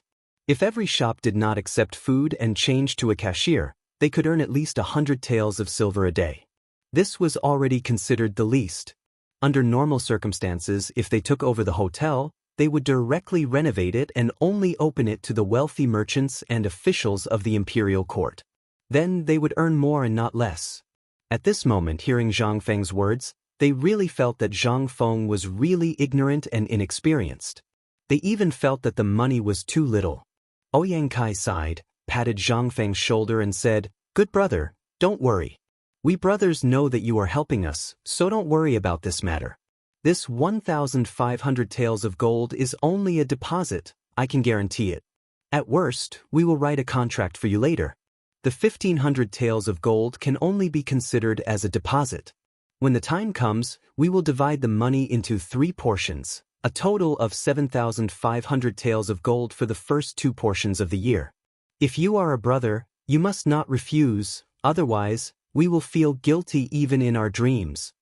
What else could Zhang Feng say? He didn't think so much at first. How could he have been so muddle-headed as to allow this group of rich people to raise his price to 7,500 taels of silver?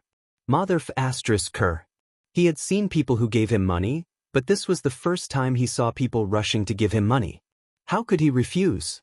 Zhang Feng cupped his hands in front of his chest and excitedly bowed to them again. Then he sighed and said, "Well, since the joining fee is settled, let's not talk about it anymore. Let's talk about the next thing." But at this moment He Zhongjing and Lord He said, "Brother Zhang Feng, since the joining fee has been settled, can we change the name of the restaurant? After all, this is our restaurant. If we still use the name of Chang'an and University, isn't it a little bit?" Only then did Zhang Feng understand. He asked, "Aren't the names of the shops chosen by my brothers? Since we are all from big families. But for the sake of distinguishing, I have a suggestion. That is, each family can only use the same name. For example, Brother Ouyang, you can use Ouyang Family Hotel. What do you think? But the place of signature must be Chang'an and Hotel Branch. What do you think?" Well, after pondering for a while, they gritted their teeth and said, "Brother, since you are so generous, let's make a small request. We will agree." After this matter was settled, Zhang Feng drank 2 glasses of wine with them as a celebration. Then he said, "Just now, this kid said that this brazing material is the secret of our Zhang family. Based on this, you should have seen it a few days ago. My fiancé has been following me, so we know about this. Brother, you don't have to say any more. We understand, we all understand. Brother, how about this?" He pondered for a while, then said with a solemn expression, "Since this is your secret, we won't force you. You name a price, and as long as it's on time, it will be given to us to provide for our daily consumption. What do you think?" They had long been familiar with the business model of Chang'an and Hotel. Every day, the brazing material of Chang'an and Hotel was brought down from Shao Mountain. Therefore, although they wanted this recipe very much, they also knew that since Zhang Feng had mentioned his fiancée, it was tantamount to cutting off their thoughts. However, just when they had lost hope, Zhang Feng said, "Brothers, since we are doing business openly, I can give you some of the recipes. However, brother, please allow me to take the most important thing. After all, I don't know how many stores I will open as a brother, and I don't know how many stores I will open in a month. If all the materials are sent out through my academy, it will be inappropriate. Then, my academy will directly close down." When they heard this, they looked at each other and laughed. After laughing, Zhang Feng pushed a small booklet on the table and said, "In this booklet is the recipe for my brazing ingredients. However, the ingredients for these recipes still need to be found by brothers. I'm only responsible for the most important thing. If you need it, bring the document and directly go to my food factory at the foot of the mountain. Take out the proof and hand in the money you win to receive it. How about it? How about this? I will charge you 10 copper coins for a portion of brazing material. What do you think?" Chapter 11:23. 10 copper coins? Everyone couldn't help but be shocked. What was this amount of money to them? Even if it fell to the ground, they wouldn't bother to pick it up. Zhang Feng actually sold this braised food to them for 10 copper coins. What was the difference between that and giving it away? Furthermore, it was a recipe that had been passed down in their family for hundreds of years. Zhang Feng belonged to the Fenghuang Ridge in Yangzhou. Furthermore, they had been to Fenghuang Ridge before and even brought back Zhang Feng's portrait for comparison. When the people there saw Zhang Feng's portrait, they couldn't help but sigh. They all said that the Zhang family actually had descendants. Wait a minute. The tragedy of the Zhang family couldn't be faked. If only a few families said so, they suspected that it was a trap set up by Zhang Feng. However, they had traveled to almost every corner of Phoenix Ridge, from children to teenagers. Even the elderly, who were 70 or 80 years old, could recognize the portrait at first glance. Unless they had lived together for a long time, it was impossible for them to remember it so clearly. However, after experiencing all this, he was actually so generous as to use 10 copper coins to sell this recipe at such a cheap price. What was the difference between this and giving it away for free? They couldn't help but thank Zhang Feng again from the bottom of their hearts. Then, they discussed the details of their cooperation once again. They sat for a full 6 hours. Just as the oil lamps were about to be lit, Ouyang Kai's people left in satisfaction. Looking at their departing backs, Zhang Feng's smiling eyes flashed with a hint of coldness. However, at this moment He Zhongjing, who had already left, hurriedly returned. He looked at Zhang Feng and slapped his forehead, saying, "Ayaya, I almost delayed something important. Isn't this the Mid-Autumn Poetry Meet on the 12th? Here is an invitation letter. I hope that Brother Zhang Feng will be magnanimous enough to forgive us. Due to procedural reasons, we forgot about the autumn harvest and only remembered about it now. Without this invitation letter announcing the Ministry of Rights and the Ministry of Personnel, we would not be able to enter that place." The corner of Zhang Feng's mouth twitched as he silently cursed the old fox. However, his expression was one of pleasant surprise as he received the invitation letter from He Zhongjing's hands. At this moment, He Zhongjing said, "Brother, let's meet again 12 days later at Swallow Descent Restaurant?" Zhang Feng cupped his fists. "All right, let's meet again at Swallow Descent Restaurant 12 days later." 12 days? Since there were only 12 days left? Zhang Feng sighed as he watched them leave. Only then did he open the invitation in his hand. The invitation card detailed the things to take note of at the Mid-Autumn Festival Poetry Meet and other things. Looking at these things to take note of, Zhang Feng was also secretly preparing in his heart the things to take note of for this Mid-Autumn Festival Poetry Meet. If it was poetry, a center could easily come up with it. However, it seemed a little too monotonous. Football was even worse. As for morning exercises, to do it in the middle of the night? The light at night in the Tang dynasty was not good. If he did that, it would simply be a disgrace. After thinking about it, Zhang Feng suddenly realized that he really did not have anything to take out. He could not help but search for some images of him participating in such activities in the future. One by one, they flashed through his mind. Then, according to the current situation, Michael Jackson suddenly froze in Zhang Feng's mind. The father of street dance. If it was Class 1's dance, it would be at U Descent Restaurant, a place that specialized in such things. If Zhang Feng only found some girls there, it would only smear Zhang Feng's reputation. In the Tang dynasty, except for the top few singers, singers were all the lowest positions. They were things to please people, and they were the lowest people. As for Jing Shu, her attainments in music had already reached the peak. If it were not for the difference between men and women, perhaps at this time, Jing Shu could really become a master in music. After Zhang Feng excluded the girls from the dance, Zhang Feng could not help but look at Idiot Wei, who was poking his head out of the door. These guys were obviously people with excessive energy. If they were coached, they should be able to complete some simple movements in 12 days. Street dance movements. The weather was getting colder and colder, and the fog in the mountain was getting thicker and thicker. It was another morning, and Shao Mountain was as mysterious as a fairy mountain hidden in the clouds. At this time, the wake-up bell had been rung 3 times. Usually at this time, the academy would have been overcrowded. The students had already gotten up and were in the courtyard in 2s and 3s, exercising their voices, reciting poems, or practicing the 5 animal frolics. However, since the appearance of morning exercises, all the students were most enthusiastic about basketball. At this time, no one could be seen, but if one went to the basketball court in the sports field, one would definitely see it. However, it was a little strange recently.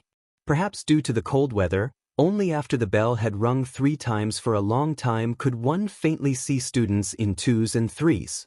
They shrunk their necks and hurriedly walked to and fro in the academy. Some of them even had rice bowls under their armpits. They shrunk their necks and walked towards the canteen while reading a book. It was obvious that they no longer had the lively feeling from before. This was all caused by the cold weather. Chapter 11:24. The ringing of the bell was to inform everyone that it was time for breakfast and to herald the arrival of a new day. A moment later, the sound of reciting the 4 books and 5 classics could be heard in the square outside the first floor of the teaching building. The sound gradually grew louder and louder as more and more people gathered. Finally, it formed a wave of sound that reverberated throughout the entire Shao Mountain. Because of the sky, the morning exercises were delayed for more than 2 hours. When the sun slowly rose from the horizon, the bell for the morning exercises rang. Only then did the students gather in the center of the campus. At this moment, Zhang Feng slowly yawned, wrapped his robe tightly around him, and crawled out of the room. Looking at the fog outside, Zhang Feng rubbed his sleepy eyes and slowly walked toward the teaching building. When Zhang Feng arrived, the 3 rounds of morning exercises had already ended. At this moment, Qian Wanli led the running team and slowly walked past Zhang Feng. The students hurriedly stood still and saluted Zhang Feng. Zhang Feng chuckled and waved at them. Then, when no one was paying attention, he called out to Chen Chumo and the others. When they saw Zhang Feng acting so sneakily, they thought that something big had happened and hurriedly followed Zhang Feng into the small wooden house. Once they entered the small wooden house, everyone felt a trace of warmth. Once they entered the small wooden house, Chen Chumo and the others returned to their natural instincts. They were either lying down or sitting on chairs, minding their own business as they searched for prey or wanted to discover some miracle from Zhang Feng. Zhang Feng glanced at everyone, then stared at Li Chengqian and said, "There are still 11 days until the Mid-Autumn Poetry Meet, right?" Li Chengqian didn't know what Zhang Feng wanted to say, but he still nodded. Yes, there are still 11 days. Therefore, during this period of time, we will also be diligently practicing basketball, football, and morning exercises. When the time comes, I believe that with these 3 things, the fame of White Deer College will definitely spread throughout the world. Is there even a need to say that? With the few of us taking action, it will be hard for us not to become famous. When I think about those little girls in Swallow Descent restaurant, no, those girls' screams, I'm really excited. Seeing Cheng Chumo's wretched smile, Zhang Feng was speechless and scolded, "Get lost, can't you think of something else? Women, women, women all day. Sooner or later, you will die on a woman's belly." Chen Chumo just smiled and didn't answer. Zhang Feng was so angry that he didn't want to talk about it anymore. He waved his hand and said, "Okay, let's not talk about this anymore. I have a plan here. You can think about it and see if it works." The importance of the Mid-Autumn Poetry Meet to White Deer Academy was obvious to everyone. At this moment, Cheng Chumo had also retracted the mischievous smile on his face and sat obediently on a stool at the side. He crossed his legs and swung them with all his might. This made Li Chengqian want to rush up and beat him up, but Zhang Feng suddenly spoke. "You all spend all day at Swallow Descent restaurant. Do you all know how to dance?" Li Chengqian and the others' expressions instantly froze. "We know a little." But Li Chengqian seemed to have thought of something and asked hesitantly, "Fengzi, what do you mean? I don't know what you are thinking all day. Could it be that you want to go to Swallow Descent restaurant? Basically, we all know a little about the things in Swallow Descent restaurant. Why are you asking this?" Li Chengqian had a bad premonition. Zhang Feng became spirited. He looked at Li Chengqian and asked, "Tell me, what do you all know? Is it a horse-riding dance or something? No, tell me what kind of dance do you all know? Tell me, maybe we will know when the time comes." Hearing this, Li Chengqian and the others' expressions suddenly changed. "Dance? I am the crown prince, and you want me to dance? And a man at that? If this was really done, and it was spread back to the palace, someone would die." Li Chengqian didn't know what Zhang Feng meant. But since he had said this, he followed Zhang Feng's train of thought. But no matter how he thought about it, he still felt that it was somewhat inconceivable. He couldn't imagine what kind of terrifying disaster it would be if those coquettish songs changed their faces to his own people. Although the palace seemed calm, it was still turbulent. Everyone's eyes were on him. Because he was the crown prince, if he did anything wrong, he would be bombarded by everyone. At this moment, this brat Zhang Feng wanted him to dance. Even if he died, he couldn't lose face. However, Li Chengqian wanted to know the meaning of this. After a fierce struggle in his heart, Li Chengqian said, yes. After struggling for a long time, he reluctantly said, tell me, what is the difference between this dance you speak of and the dances performed by those singers? If it is the kind of dance performed by singers, then if any man performs that kind of dance in public, he will be chased out of the family, a scandal that will be laughed at for the rest of his life. Zhang Feng also knew what Li Chengqian meant. But he also had the impulse to slap him. His mouth was too fast. Damn it. He didn't think that there would be such an awkward silence. He smiled embarrassedly and said, as brothers, how can I let you do such a thing? The dance I speak of is not the same as theirs. Let me ask you, do you want to learn it? Do you want to amaze the world with a single brilliant feat? Just now, it was just a joke. A joke is a joke. Just treat it as a joke. Chapter 1125.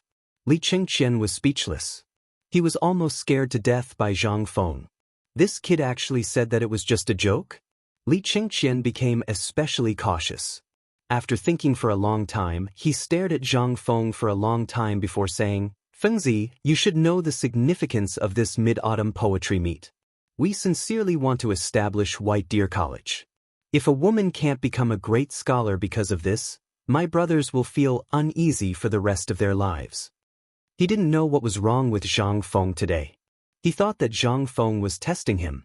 But how was Zhang Feng testing him? Zhang Feng immediately interrupted Li Chengqian's cliché and said, I didn't expect you to be so unyielding in the past. Alright, since that's the case, I'll teach you this dance. But don't worry, the dance I'm talking about is different from the dances you know of. It's more powerful and domineering. It shows the might and majesty of a man. I can guarantee that as long as you dance like this in Yanlai restaurant, not to mention Chang'an city, even the Tang dynasty won't be able to hold your reputation.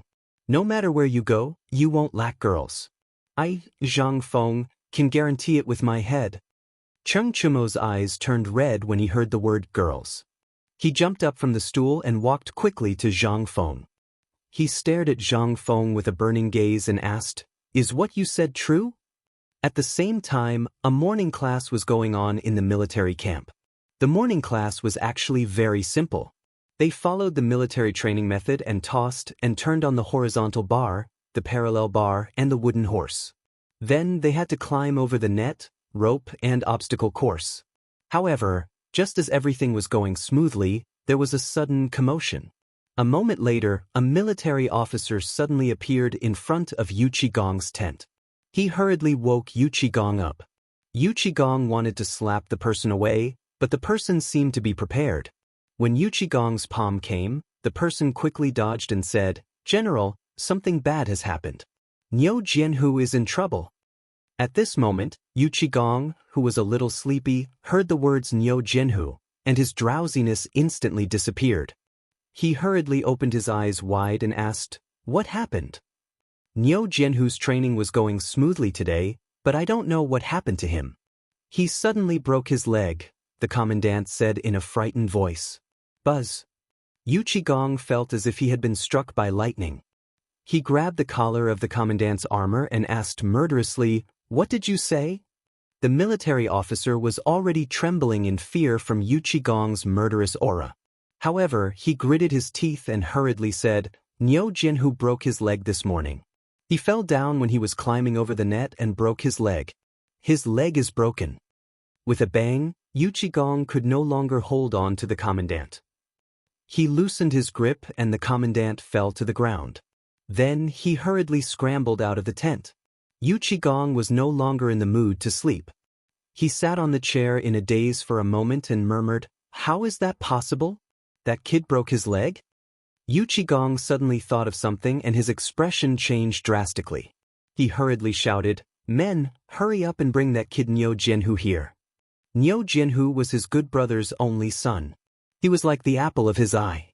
Now that something had happened to him in his camp, then he really didn't know how to explain it to Niu Jinda. If it had been anything else, he could have just recuperated. However, a broken leg and a broken arm meant that he would have to live with crutches for the rest of his life. If he wanted to join the army, it would be impossible. After a while, the doctor in the army carried the pale Niu Jianhu into the tent. When Yu Qigong saw Niu Jianhu's face, his heart suddenly changed. He grabbed the doctor and asked, "What the hell is going on? What happened to Niu Jianhu's leg?" How could Lang Zhong not know the relationship between Yu Qigong and Niu Jinda? How could he not know whose son Niu Jianhu was? Although he was afraid at this time, he still said with a bitter face, replying to the general, "Niu Jianhu, he may not be able to keep his leg." After receiving another confirmation, Yu Qigong's face instantly turned pale. This old brother of his had been on the battlefield all his life and only had Niu Jianhu as his precious treasure. In this era, breaking a leg, especially for someone who was born in the military, was tantamount to a death sentence. For the incomparably arrogant Niu Jinda, it was simply a disaster. Moreover, Niu Jianhu had only one son in the Niu family. At this time, Niu Jianhu had not yet married and had children. He had not yet left a seed for the Niu family. If such a thing happened at this time, who would be willing to marry him? Yu Qigong's chaotic thoughts flashed through his mind, and then he hurriedly asked, "Lao Tzu asks you, can Niu Jianhu's leg be saved?" Chapter 11:26. In an instant, Yu Qigong's face was filled with sorrow. The lieutenant wanted to comfort him, but when he saw his bloodshot eyes, he retreated. At this moment, Niu Jianhu was casually holding back his tears and pain. He grinned and said, "Uncle Yuqi, this is a small matter. It's fine. Don't shut the F*ck up, Lao Tzu." Yu Qigong roared angrily and slumped on the stool like a deflated balloon. He stared at Niu Jianhu, who was lying on the soft couch, and his leg, which was dangling at the side without any feeling. His face was extremely pale. He didn't know how to face his old friend. A living person had been placed in his hands, but if old Niu returned from Longtime and wanted to see the results of his son's training, what should he say? Should he just pat old Niu on the shoulder and say that his son was dispirited? Or, after letting his imagination run wild, Yu Qigong rubbed his face hard and asked the physician weakly, "Let me ask you, is there still hope?" Silence. Dead silence. At this moment, no one dared to speak because no one knew if Niu Jianhu's leg could be saved. The result was obvious, but no one dared to say it. At that time, everyone had seen it with their own eyes. When Niu Jianhu was climbing over the net rope wall, his ankle was caught by the net rope. Just as he was about to climb over the railing, everyone heard a cracking sound. Then, they saw a bone sticking out of Niu Jianhu's leg. If it could be reattached, then it would be a miracle. With a bitter expression, the military doctor lifted Niu Jianhu's armor skirt and removed his boots. At this moment, Yu Qigong discovered that the gap between the skirt and the armor had long been dyed red with blood. Even the underwear was stuck to the blood. A section of shining white bone shards dazzled Yu Qigong's eyes, causing him to feel pain. At this moment, Yu Qigong was in despair. If there was still hope, it would only be saved by a god. When he thought of that, Yu Qigong suddenly thought of someone. That's right, he thought of Zhang Feng.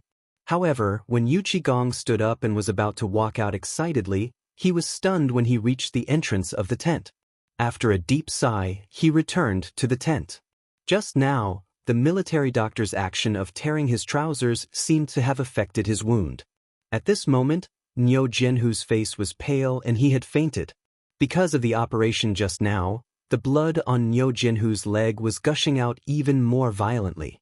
The military doctor had a panicked expression as he hurriedly ordered a few people to pick up some quicklime and other things that the military used to stop bleeding. Niu Jianhu's bleeding seemed to be making a final struggle. Seeing this, Yu Qigong could no longer sit still. He tore off his armor and rushed out of the camp. The army camp was not far from White Deer Plains.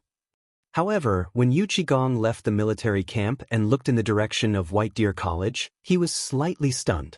He didn't know what to say. What if even Zhang Feng and Dr. Sun couldn't do anything? At this moment, Zhang Feng and Dr. Sun were Yu Qigong's last hope. If these two people couldn't do anything, then who else in the world could save Niu Jianhu? If he didn't save Niu Jianhu would definitely use up his last bit of life force in less than 3 days. Thinking of this, Yu Qigong didn't hesitate anymore. He fiercely kicked the warhorse beneath him. The warhorse neighed in pain and madly galloped in the direction of White Deer College. At this moment, everything on the mountain was proceeding in an orderly manner. Those who were studying, and those who were doing other things were doing other things. It was rare for Zhang Feng to have some free time. He basked in the warmth of the sun and instructed Cheng Chumo and the others in their clumsy street dance moves. He would stand up from time to time and teach them. However, because Cheng Chumo and the others were too stupid, and because they were acting like young girls, they became shy. Zhang Feng was so angry that he simply brought the others along. At this moment, Zhang Feng faintly heard the sound of hurried horse hooves. His heart trembled and he was surprised. He thought that it was Ouyang Kai and the others returning. However, in the blink of an eye, he saw the answer. He saw Yu Qigong appear at the entrance of the college with a pale face. Zhang Feng was shocked when he saw this. Old Yu's condition wasn't right this time. Every time he saw Yu Qigong, he was always in a good mood. He had never seen him like this before. The people around him also saw the expression on Yu Qigong's face, and they were all shocked. Zhang Feng hurriedly instructed everyone to continue practicing, and then hurriedly caught up.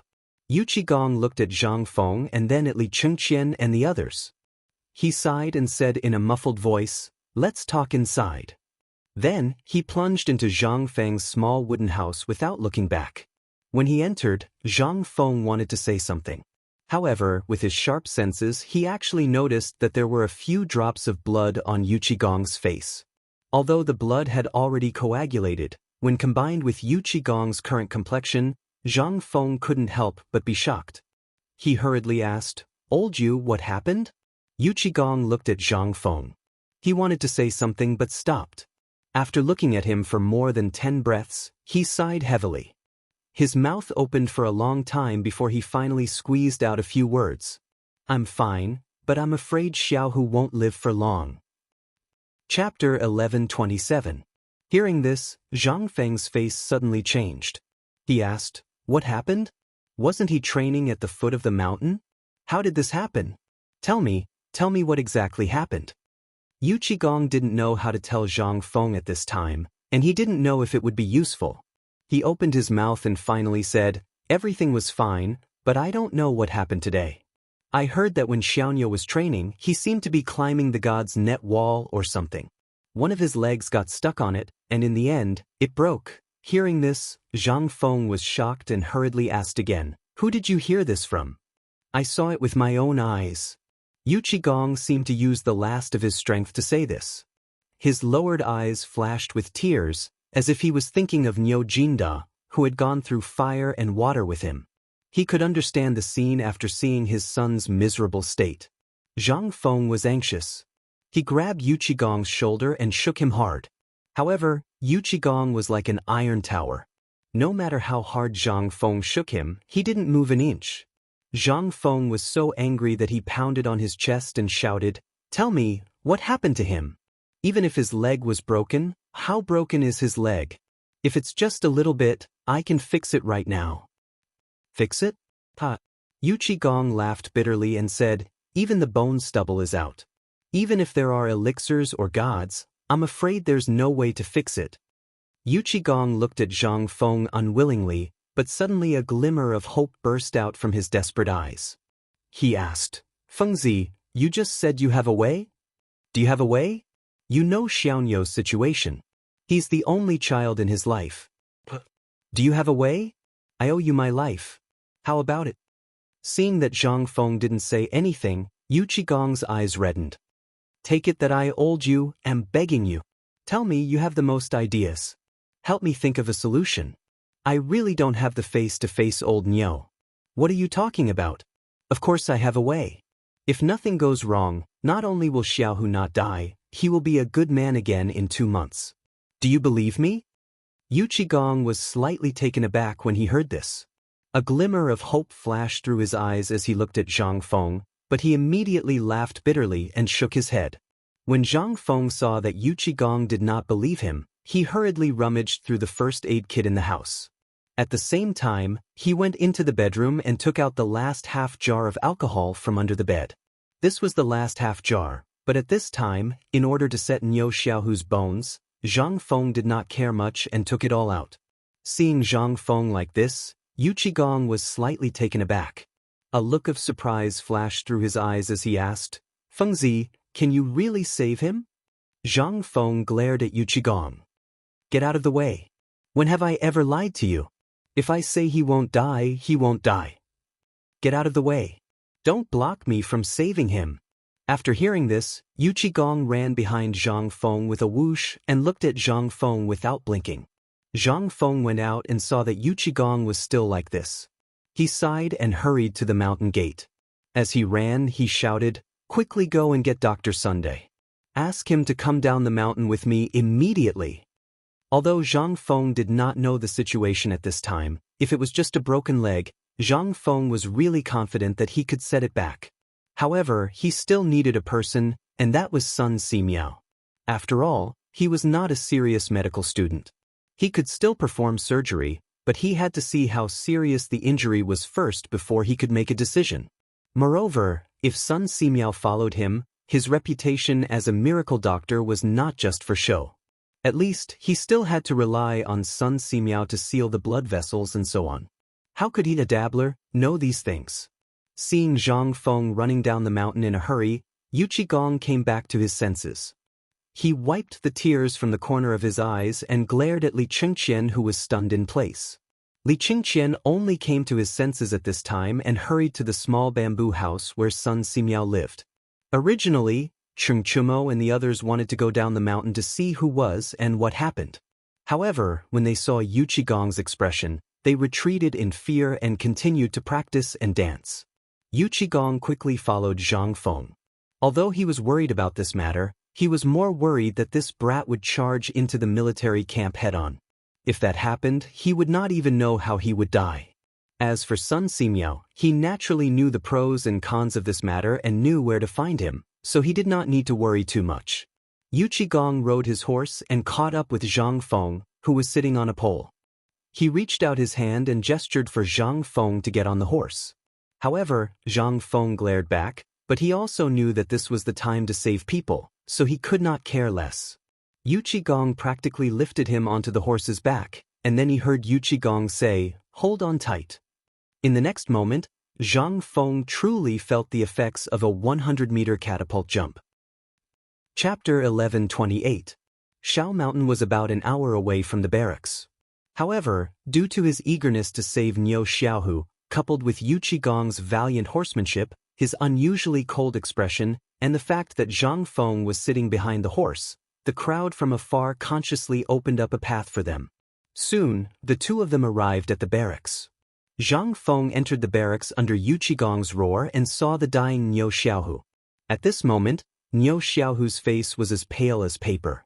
This was obviously a sign of excessive blood loss. Zheng Feng looked at Niu Jinhu speechlessly.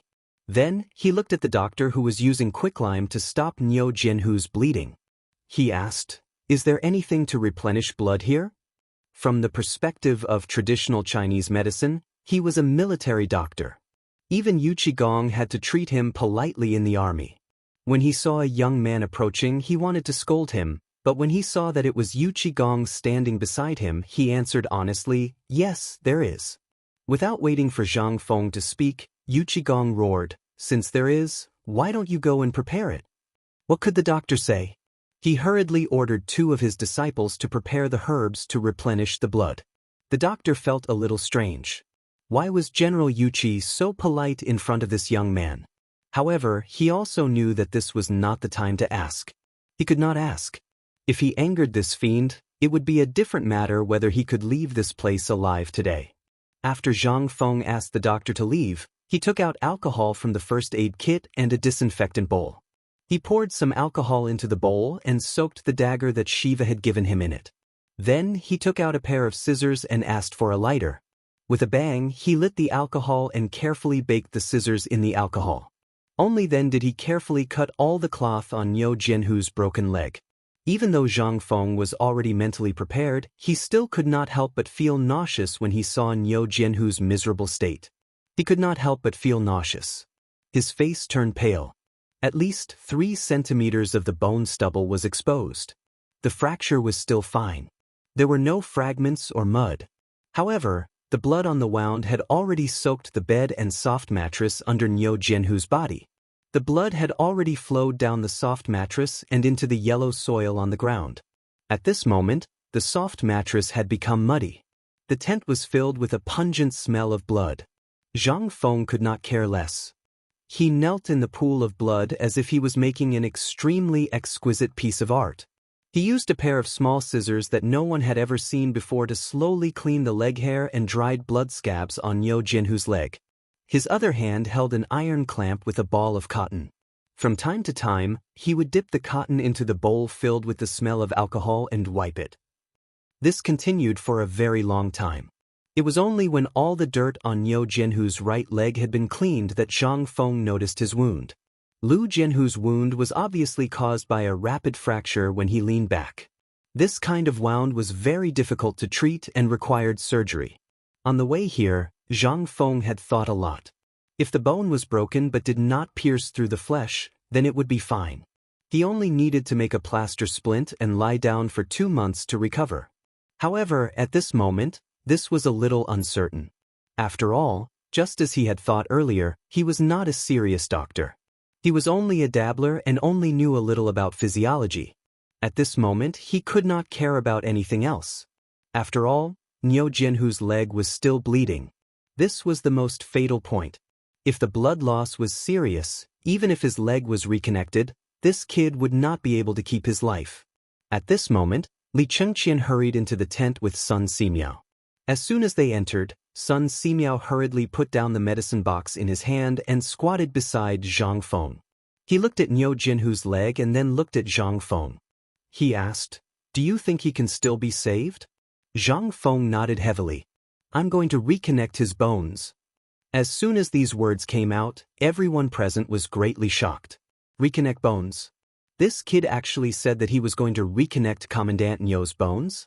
They had only heard of Guan Yunchang, the divine Dr. Bianc, who had scraped his bones to treat his injuries. However, they had never heard of anyone who could connect bones in such a manner. Everyone knew that if one wanted to connect bones, one would have to cut open the flesh. Sun Simiao opened his mouth to ask, but in the end he did not ask anything. He only asked, "Are you confident?" How confident was he? Zhang Feng did not answer Sun Simiao's question. Instead, he asked, "Can you help him stop the bleeding?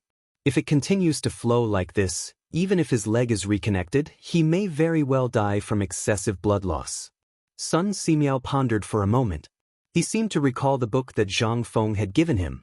There was indeed such a record in it. He did not waste any time.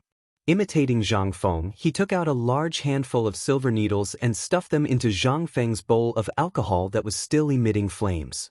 He skillfully inserted needles all over Niu Jianhu's body. After a moment, a perfectly fine person's body exploded like a hedgehog. Niu Jianhu also seemed to be in pain. Although he was unconscious, he still let out painful groans. Chapter 1129. When the last of the 99 silver needles entered Niu Jianhu's body, the wound on his right leg stopped bleeding. However, the moment the blood stopped flowing, Niu Jianhu's calf swelled up. Zhang Feng frowned slightly. As long as the wound didn't bleed, it would swell up a little. It was better than dying from blood loss. Using alcohol to clean Niu Jianhu's wound was troublesome. Alcohol was irritating to begin with. If Niu Jianhu woke up from the pain, he would be in big trouble if he couldn't hold on. After thinking about it, Zhang Feng decided to use a small cotton ball to clean up the wound bit by bit. It took more than 2 hours. After cleaning up, Zhang Feng took the gauze soaked in alcohol and roughly bandaged the wound to prevent it from getting infected. After that, Zhang Feng drove everyone out of the tent. He took Yu Qigong and Sun Simiao to the entrance of the military camp and squatted in a corner. Zhang Feng thought about something as he smoked. Sun Simiao couldn't figure out what Zhang Feng wanted to do. He hurriedly asked, "Kid, why are you squatting here?" Zhang Feng didn't say anything. He just thought about something quietly. Sun Simiao didn't want to disturb Zhang Feng, so he just sat there with him. After a while, Zhang Feng threw away the cigarette in his hand and asked, "Old Niu, do you have any lambs or calves in the military camp?" Zhang Feng didn't know how old you got into the military camp. Yu Qigong nodded seriously and asked doubtfully, "We have cows and lambs, even calves and mules. What do you need them for?" Although he wanted to ask when Zhang Feng would start saving people, he didn't dare to ask. Zhang Feng was too lazy to explain. He just waved his hand and hurried him to prepare. "You'll find out later. You just need to find me a sheep. It's best if it has a broken leg recently." Yu Qigong seemed to have understood something. There weren't any broken legs in the army, but there would be soon. Only after Yu Qigong left did Sun Simiao come to a realization. "Don't tell me this is the first time you've done it?" Zhang Feng nodded speechlessly. "You've seen it for yourself. Although I know a lot, I only know a little about a lot of things. Especially when it comes to military medicine, I still have to rely on you to operate it. Although I can talk a little, I really can't do it if I really have to do it." Sun Simiao was a little speechless. Was this kid really treating people like a dead horse? But at this moment, he also knew that even if he came, there was nothing he could do about Niu Jianhu's leg injury. Since this kid said so, he should have a certain degree of confidence. After all, this kid never did things that he was not sure of. Moreover, he had a very good relationship with Niu Jinda. If Niu Jianhu died in his hands, then this kid would probably live in guilt for the rest of his life. After a while, Yu Qigong found 2 young soldiers to carry a mule with a broken leg. He came forward and asked, "Feng Zi, do you think this will work?" Zhang Feng looked at the mule that was tied up and then looked at the mule's leg. How could he not understand that this kid had just broken the leg? However, this was not the time to blame Yu Qigong. Moreover, the Tang dynasty had always been tough. If a mule could be exchanged for a person's life, then there probably wouldn't be a mule or even a donkey in the Tang dynasty. After everything was ready, Zhang Feng tore off a few threads that were thinner than hair from the gauze. However, after tugging, he couldn't be stubborn. Zhang Feng instantly became distressed. He was so anxious that he scratched his head. However, in the next moment, Zhao Feng saw that Yu Qigong's hair couldn't be washed. He couldn't help but have an idea. "Old Yu, what? Can I see a few strands of your hair?" Yu Qigong didn't know what this kid was up to, but he still pulled off a small handful of hair from his head and handed it to Zhang Feng. He opened his mouth and wanted to ask something, but he sighed heavily and quickly left without looking back. After he left, Zhang Feng found himself in a difficult situation. He originally wanted the 2 soldiers to move the mule to another place, but now, it was just him and Sun Simiao. They had to drag the mule with a broken leg to a secluded place. Using the same method, they shaved off all the hair on the mule's leg and disinfected it with alcohol. However, the mule was tossed around until it cried out a few times. Before it could do anything, a young soldier punched the mule in the face. The mule fainted from the pain once again. The young soldier chuckled and signaled Zhang Feng to continue. However, Sun Simiao was also staring at Zhang Feng. Seeing Zhang Feng like this, he couldn't help but be shocked and asked, "What are you doing?" Chapter 1130. Zhang Feng didn't say anything. He soaked an embroidery needle in the water and stirred it 3 times over the fire. Then, he put on a strand of hair and got to work. First, he slowly sewed up the torn flesh. After a while, Zhang Feng took out the dagger that was soaked in alcohol for a long time and was studded with gems. He gently separated the flesh from the mule's leg in a straight line, revealing the deep, white bone inside. He cleaned up the residue on the bone, then pulled the flesh apart and carefully joined the bone back together. This was a physical task. Even though it was such a simple action, it still took about half an hour. By the time he finished sewing up the wound, he had already wasted 2 hours. Sun Simiao looked thoughtfully at Zhang Feng as he finished sewing up the last thread. At this moment, he suddenly realized, "Are you going to use this method?" Are you going to reconnect that brat's leg? Zhang Feng wiped the sweat off his forehead and panted, "It's not me, it's you." At Taiji Palace, Li Shimin had just finished his morning court session and hurried to the imperial study. The moment he entered the imperial study, he saw a young general kneeling in the middle of the hall. Li Shimin asked the moment he entered the imperial study, "What's going on? Did something happen in the military camp?" When the young general heard this, he hurriedly rushed over and kowtowed twice. Only then did he tell Li Shimin about the injury of the ox's leg. When Li Shimin heard this, his expression suddenly changed. His hands trembled as he lit a cigarette and walked around the imperial study twice. However, he seemed to have thought of something. He hurriedly asked, "Did anyone go to find Sun Simiao? Also, what did Great Dr. Sun say?" Although he already knew the consequences of a broken leg, he still asked with hope. "Your Majesty, the general has personally gone up the mountain to find Great Dr. Sunday. Great Dr. Sun should have already gone to the military camp." Li Shimin was slightly comforted when he heard this. "However," the young general continued, "however, I heard that the general didn't go up the mountain to find Great Dr. Sunday. He seemed to have gone to find the dean of White Deer College." Huh? Li Shimin was stunned. Find this brat? Why did he look for him? She was not a doctor, but suddenly, you seemed to think of Zhang Feng. Previously, he had kept a jar of something called alcohol like a treasure, and he had also heard this kid bragging about medicine and so on. At this moment, a thought flashed through his mind, but he didn't know if this kid could save Niu Jianhu's leg. After all, this was an ancient and unchanging truth that everyone knew. Broken legs were basically one of the top 10 terminal diseases. Once a leg was broken, it was very likely that the person would become a cripple. If he used crutches, he could still walk 2 steps. However, the news that Li Shimin received was indeed that Niu Jianhu's bones were already exposed. How could it be reattached? Even if Hua Tuo was still alive, he probably wouldn't be able to do anything. In the end, Li Shimin placed his hopes on Zhang Feng, who had been creating miracles for him. After thinking for a while, Li Shimin waved his hand and said, "Quickly send a message to the Imperial Physician Institute. Tell them to go to the barracks immediately. Whoever can help Niu Jianhu connect his bones will be rewarded with 10,000 taels of silver." On the other side, on an official road not far from Shao Mountain, Niu Jinda led his men and rushed unhurriedly in the direction of Chang. The mysterious person who had sneaked into Lantian County had been surrounded by him, Li Shaogong, and the others in the depths of Air Pai Gully, in the newly dug mine. However, just as Yu Qigong was about to go forward and conduct the final search, he suddenly received an order from the emperor to temporarily stop the capture. Seeing the mysterious person who was about to be caught escape right under his nose, Niu Jinda was so angry that he broke the mo knife in his hand with a punch. He sighed and left angrily.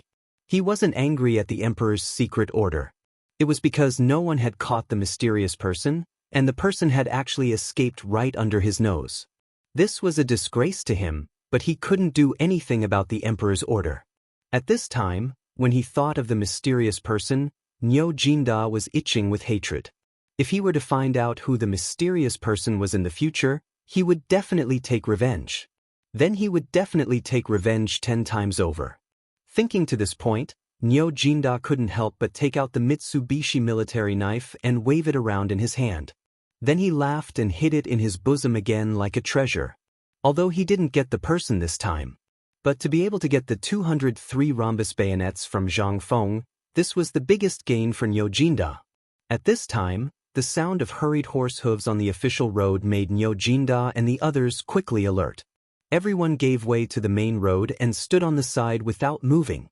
After waiting quietly for a moment, a jujube red horse hurriedly stopped beside Niu Jinda.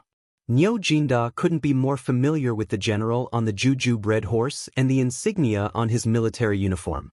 At this time, Niu Jinda's eyes slightly narrowed. That little soldier didn't hesitate and dismounted to salute. After he finished, he said, "General Niu, this little one is under the order of General Yuqi to ask General Niu to quickly return to the camp." Hearing this, Niu Jinda frowned slightly and said, "Did something happen in the army?" If it wasn't something that even Yu Qigong couldn't handle, why would Yu Qigong be in such a hurry to ask him to return? Hearing this, that person instantly didn't know what to say. He didn't know if he would still be alive after saying that his son's leg was broken. But after weighing the pros and cons, he still gritted his teeth and hurriedly said, Niu Jianhu Yu Du Wei encountered an accident during training and broke his right leg. When Niu Jinda heard this, he was instantly stunned. His subordinates' faces also changed greatly at this time. Instantly drawing the long knife at his waist, that little soldier thought to himself that as expected, he smiled bitterly and waited for the judgment of fate. At this time, when Niu Jinda heard that his son's leg was broken, his entire person was in a state of confusion. Although the word, impossible, kept flashing in his mind, the other voice of his son's leg being broken kept ringing in his ears. After a moment, Lu Juanda angrily roared, Jia. Chapter 1131. With his angry roar, the horse he was sitting on instantly felt the pain. Like an arrow leaving the bow, it quickly galloped in the direction of Shao Mountain. Niu Jianhu was his only son, his only precious son. He was already 46 years old this year, and because of years of war and some other factors, he was only pregnant with Niu Jianhu at the age of 37. Niu Jinda was so excited that he didn't close his eyes for 3 days and 3 nights. He told everyone he met that he had a son. Thinking of the excitement at that time, Niu Jinda couldn't help but cry. It was as if the scenes of the past had just happened yesterday. Impossible. My son was born smart. How could such a disaster happen to him? I've been honest all my life. I've never done anything heartless. Impossible, impossible. But why is it my son Jianhu? Why not someone else? Niu Jinda roared again and again as he ran madly to the military camp. At this time, the news that Niu Jianhu had broken his leg was quietly spreading in Chang'an city. After Chengchimo and the others finished today's dance training and all the other training, they hurriedly stayed at the academy during the meal break. Only then did they learn of this matter. After learning of this matter, they were stunned for a long time. Then they rushed to the military camp without delay. It was hard for them to imagine how Niu Jianhu had survived. They originally thought that someone in the military had an accident and even made fun of that person for being a coward and needing Fengzi to deal with this kind of thing. However, this person was their brother, so they couldn't sit still anymore. When they arrived at the military camp, except for the commander-in-chief, even Yu Qigong could only squat outside the camp and smoke. The people around him didn't even dare to breathe. Li Chengqian took the lead and jumped off the horse. He hurried to Yu Qigong and asked, Uncle Yu Qi, Jinhu, did something really happen to him? Yu Qigong's bloodshot eyes looked at Li Chengqian, and only then did he let out a snort as a response. You've got a definite answer. Li Chengqian and the others couldn't stay calm in an instant. Really, it's all true. How is this possible? It was true. Wasn't this kid still alive and kicking a while ago? Didn't we sneak down the mountain and go to Swallow Descent restaurant together? Why is it suddenly gone? Oh my God, what is going on here? He really couldn't imagine it. He hurriedly pulled the deputy general next to Yu Qigong to the side and asked, Let me ask you, what is going on? The deputy general naturally knew Li Chengqian. After he explained everything in detail, Li Chengqian couldn't help but be speechless. He didn't know what to say. He could only sigh heavily. After weighing the pros and cons, Li Chengqian gritted his teeth and decided to go in and take a look. Yu Qigong had wanted to stop him, but he sighed and ignored him.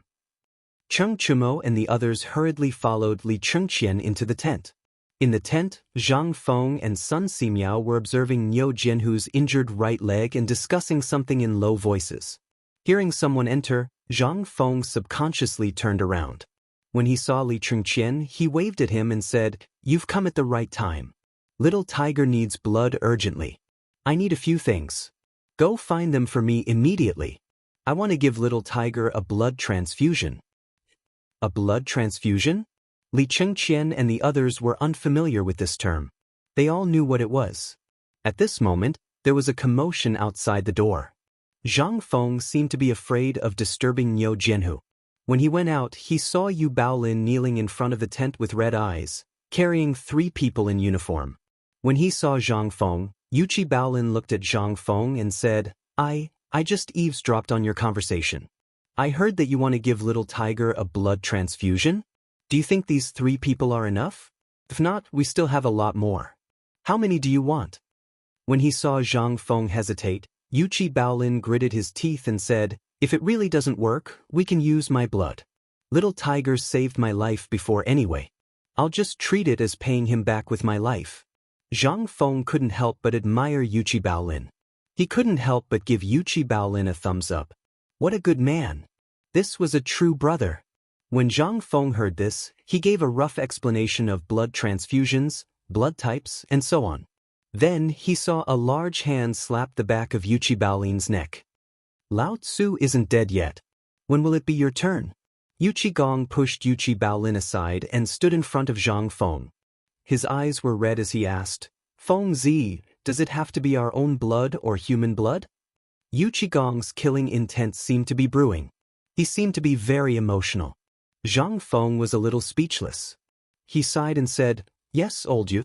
As long as it's human blood and the blood type is suitable, it won't be a problem. The key is matching the blood type. Before Zhang Feng could finish, Yuchi Gong roared angrily.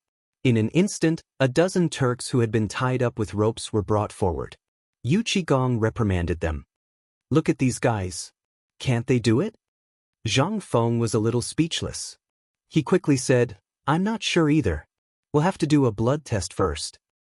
Then do a blood test. How do we do it? Do we kill them first? Chapter 1132. A blood test could be said to be simple, but it could also be said to be difficult. In the future, a blood test was the simplest thing to do. It only needed a piece of test paper, a straw, and a needle to solve the problem. But where was this? This was the Tang dynasty. Everything had to be made by himself. Just now, he was talking to Sun Simiao about this. The glass was easy to make. Zhang Feng took off the sunglasses he carried with him, but the remaining things were difficult. Zhang Feng thought for a long time before he finally found something that could be used for the blood type test. Zhang Feng did not have time to think about these things at this time. He picked up a sterilized dagger and cut the fingers of the Turks one by one. He squeezed out a drop of blood and dripped it on the self-made test paper. Then he put it on a large copper tray. Under the tray was a tray of warm water. At this time, the wet paper on the snow was rippling with the water. Zhang Feng's eyes were fixed on the test paper. The mark was very simple. It was 5 red lines, but they were arranged horizontally in an order. It took Zhang Feng a lot of effort to remember the sequence. He didn't know whether or not he had used a red card. He could only pray to the heavens in his heart. But fortunately, Lu Jianhu was a blood player. It wasn't a lot of facts. He just needed to prepare the blood needed for the surgery. As for what happened after, this kid's body was strong and should be able to survive. After all, this was all he could do. He was a little doubtful and missed the medical equipment of the future. If he had a set of equipment in the Tang dynasty, or if he could activate his golden finger, how good would it be? If he encountered such a thing again, he would not have to worry so much, but it was useless to think too much. The most important thing at this time was to quickly think of a way to solve the blood problem. After testing 3 people in a row and still failing, Zhang Feng could not help but feel a little discouraged and anxious. Suddenly, Zhang Feng seemed to have thought of something. In ancient times, there was no scientific basis for the blood test. However, it seemed to have seen a video explanation on Bilibili. Although there was no scientific basis for this method, it could still test the simplest kind of matching or similar blood type experiment. He could not help but feel happy. He hurriedly followed a small bowl of water into the tent. He carefully pricked a drop of blood on Niu Jianhu's finger and dripped it into the bowl. Then he drilled out of the tent again. After repeating this process 9 times, he finally found 3 people with matching blood types among the 9 slaves. Now that the blood problem was finally solved, Yuchi Gong wanted to say something but hesitated. But after thinking about it, he held himself back. In the end, Yuchi Gong couldn't help but ask with a guilty conscience, "This is a matter of life and death. Are you sure you can do that?" Zhang Feng carefully searched his mind for knowledge in this area. After confirming that there was no mistake, he said, "Don't worry, we are all brothers. I will do my best." Gong heard this and sighed heavily. Just do it. No matter what kind of psychological pressure you have, even if you can't save him, I believe old Niu won't say anything. Zhang Feng's eyes reddened as he glared at Gong. Who the hell said I can't do it? If you are a man, you can't say you can't do it. As he spoke, Zhang Feng blocked everyone outside and went into the tent alone. At this time, Niu Juanda rushed into the tent. As soon as he entered the military camp, Niu Jinda saw the people outside the tent. His heart could not help but thump. He felt dizzy and fell off the horse's back. Everyone was so frightened that they hurried over and helped Niu Jinda up. After Niu Jinda woke up a little, he grabbed Gong's hand and asked in a trembling voice, "Brother, my family's who, Don't worry, old Niu. With Feng Zi here, it should be fine. You know this kid, he has a lot of ideas." When Niu Jinda heard this, he laughed bitterly and did not say anything. He did not want to put pressure on Zhang Feng, but he also wanted to protect his son. However, he also knew the meaning behind Gong's words. He could only drag his heavy steps to the side and squat on the ground. He stared blankly into the distance. No one knew what he was thinking. Chapter 1133. At this time, Zhang Feng, who had been silent for a long time, suddenly lifted the curtain of the tent. He shouted to the outside, "Bring in the 3 people who were marked just now." Hearing this, everyone could not help but be happy. Niu Jinda was still squatting there like a wooden sculpture, pretending that he did not hear anything. After being in the army for so many years, he had also encountered such things. Every time he met those soldiers, the final outcome was extremely miserable. Even now, he could still clearly remember the horrible scene before those people died. He did not expect that it would happen to his son at this time. Niu Jinda did not know if this was retribution or something else. Gong looked at Niu Jinda and sighed heavily, but he did not say anything. At this time, Zhang Feng looked at the 3 tied-up Turks being brought into the tent and kneeling in front of Zhang Feng. Although they did not know what Zhang Feng's people were talking about, their intuition told them that it was definitely not something good. They desperately shrank back and struggled. Even when several burly men grabbed their hands and brought them in front of Zhang Feng, the 3 people were still trembling with fear.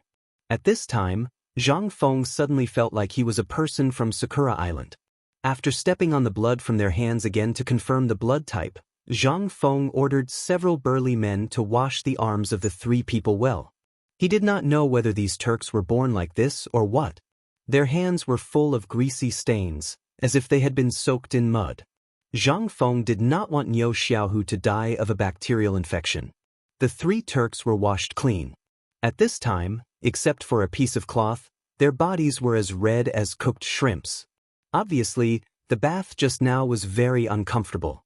Although the 3 of them were blindfolded, their instincts made them struggle desperately.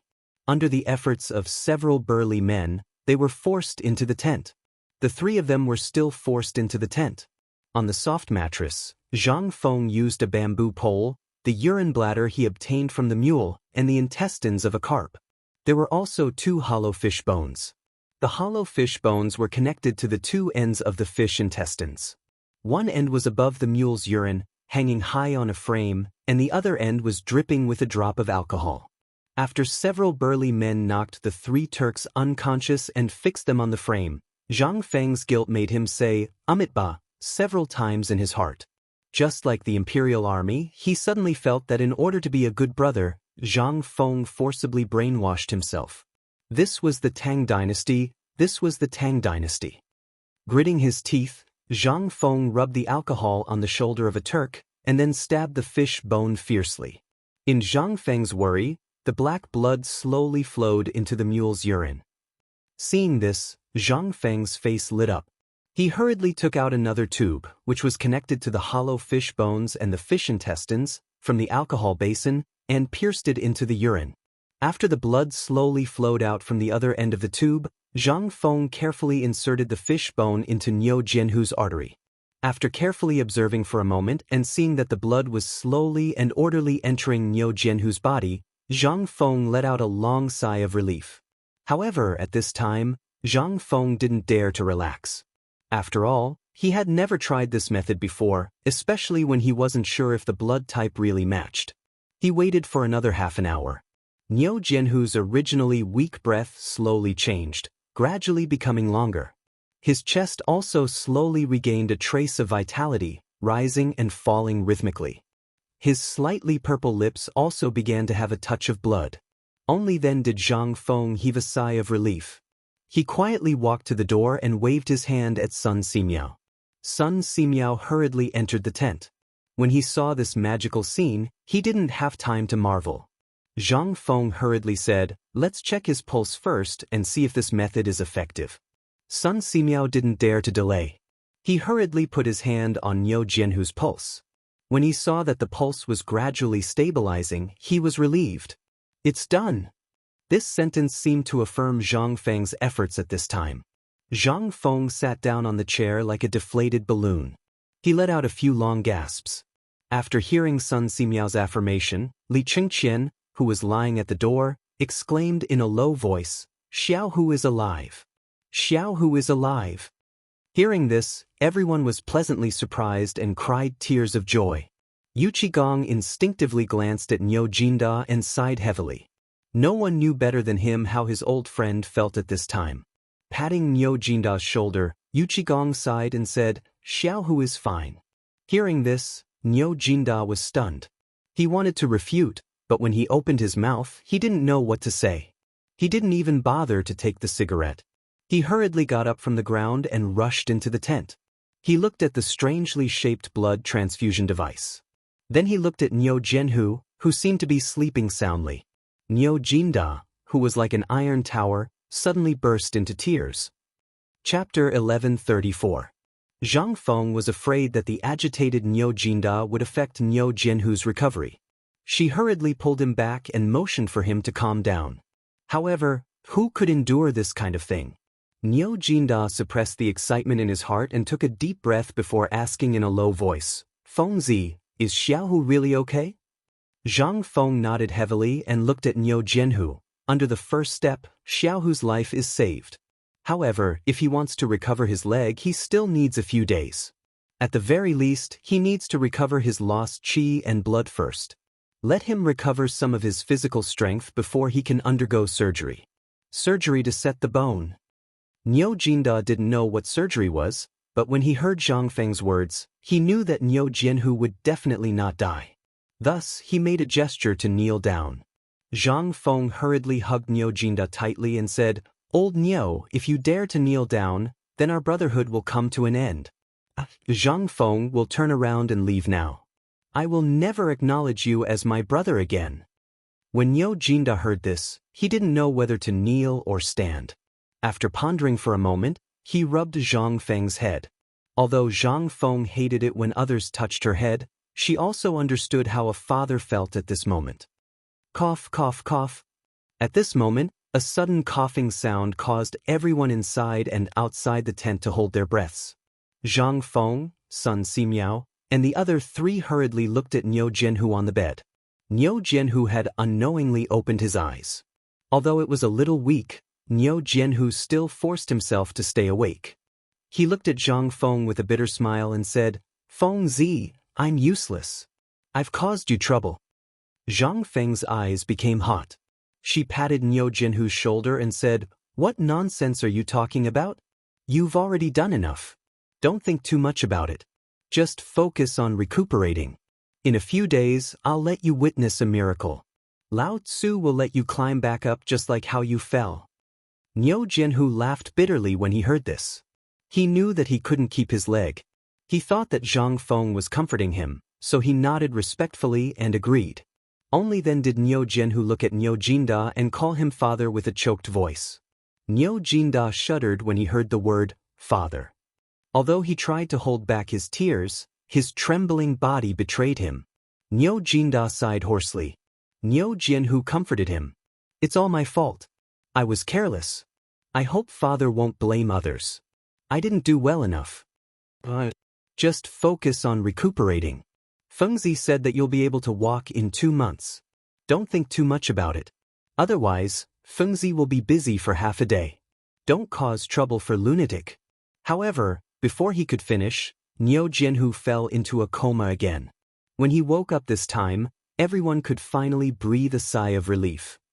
When everyone saw that Niu Jianhu had fainted, they wanted to say something. However, Zhang Feng waved his hand, indicating that he was fine and that he had just lost a lot of blood. Then he asked everyone to leave the tent. At that moment, only Zhang Feng, Sun Simiao, the unconscious Turk, and Niu Jianhu were left in the tent. Zhang Feng looked at Niu Jianhu and said, "Elder son, we only have 3 days to prepare. After 3 days, regardless of whether it succeeds or not, this surgery must be done. If we don't do it on his leg, the wound and bones will become infected. When that time comes, we'll have to amputate his leg." Sun Simiao frowned slightly. He wanted to say something, but in the end, he didn't say anything. He just faintly agreed. After all, the military camp wasn't a place to stay for long. When Niu Jianhu's condition improved slightly, Zhang Feng made a stretcher and ordered someone to send him back to the academy. After all, there were many things that weren't easy to use in the military camp. For example, there were some materials for experiments and surgery, as well as some anti-inflammatory and disinfectant items. When they were on the mountain, they had prepared a lot of things when they had nothing to do. When they came, they didn't know what was going on, so they just picked up the important things and brought some. As soon as they left the military camp, Zhang Feng looked at Chen Chumo and couldn't help but ask, "Why haven't I seen General Yuqi or General Chen since I came from the military camp? It's been more than 2 hours." Chen Chumeng had long known that Zhang Feng would ask this. After all, everyone would ask the same question. How could there be such a person in the military camp? He felt a little helpless, but he looked at his shoulder and asked, "Do you think that if someone went up the mountain to look for you, you would definitely be on the mountain?" This question made Zhang Feng a little surprised. Chen Tiniu was right. According to the usual practice of the Tang dynasty, Chen Yaojin might not be here at this time because of other things. After all, such a big thing had happened before, so it would be strange if Chen Yaojin could sit still in the military camp. As for Yu Qigong, Zhang Feng really didn't know. Zhang Feng also wanted to meet the 2 legendary gods of war of the Tang dynasty. But at this time, it seemed that it was not fate. Then, he shook his head and went up the mountain in silence. After going up the mountain, Mr. Zhang Feng ordered people to use mugwort to empty a cabin that Chen Chumo and the others had built separately. He smoked the whole cabin with mugwort inside and outside before he let Niu Jianhu in.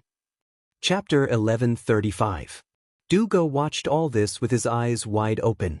He opened his mouth, but in the end, he couldn't say a word. He could only stand aside silently, as if this room belonged to him. But Zhang Feng didn't care about this anymore.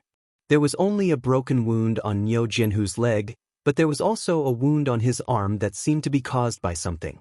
The wound was about 12 centimeters long, but it was only a superficial wound. At this time, the blood had already dried up. Zhang Feng speculated that it might have been caused by a scrape or something on the wooden pile after falling down when climbing the net wall. At this time, it couldn't be seen. Zhang Feng took the cotton dipped in alcohol with tweezers and carefully cleaned Niu Jianhu's arm. He even shaved off the hair on his arm. He didn't want Niu Jianhu, who had survived with great difficulty, to have any sequelae. Therefore, before doing everything, he disinfected with alcohol again and again. At this time, Sun Simiao had completely become his assistant. Each of them took a needle and carefully stitched up the wound. Although Sun Simiao's hands were trembling badly, and the stitches were twisted and turned, he still persisted. Anyway, this Niu Xiaohu didn't rely on his appearance to earn a living. Moreover, only the inner side of his arm was exposed. Ordinary people wouldn't notice the wound on his hand unless they looked carefully. It was already good enough that a man didn't die. How could he be picky? The Turk who transfused blood to Lu Xiaohu had died before the blood transfusion was completed. He didn't die from blood transfusion, but was deeply frightened to death. As for the death of the Turk, although Zhang Feng felt a little guilty, other people didn't have any reaction to it. It seemed that the death of the Turk was not as worthy of their sympathy as the death of a sheep. Zhang Feng also didn't understand what was going on. In the end, he could only conclude that the people at this time were tough. Thinking about it in reverse, If the people of the Tang dynasty fell into the hands of the Turks, their end would be even more tragic. Zhang Feng also thought of this at this moment. He shook his head and reminisced. Zhang Feng invited Sun Simiao up the mountain for a certain purpose.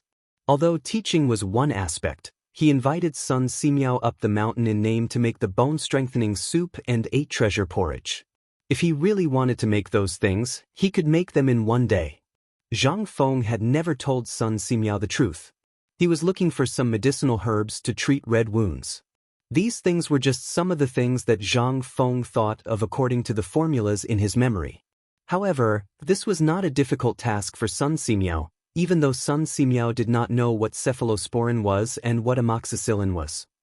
But when he heard that it was something to reduce inflammation, stop bleeding, and promote blood circulation, he immediately listed more than a dozen prescriptions for Zhang Feng. Zhang Feng was stunned. In the end, Zhang Feng remembered the process of making penicillin mentioned in the textbook before. He simply made a set of experimental equipment and collected some penicillin.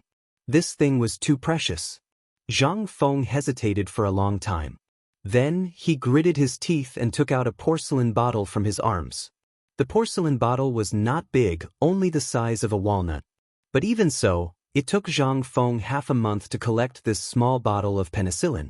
At this time, Zhang Feng wanted to pour the penicillin powder on Niu Jianhu's 2 wounds, but after thinking about it, he poured some back and slowly sprinkled it with his fingers.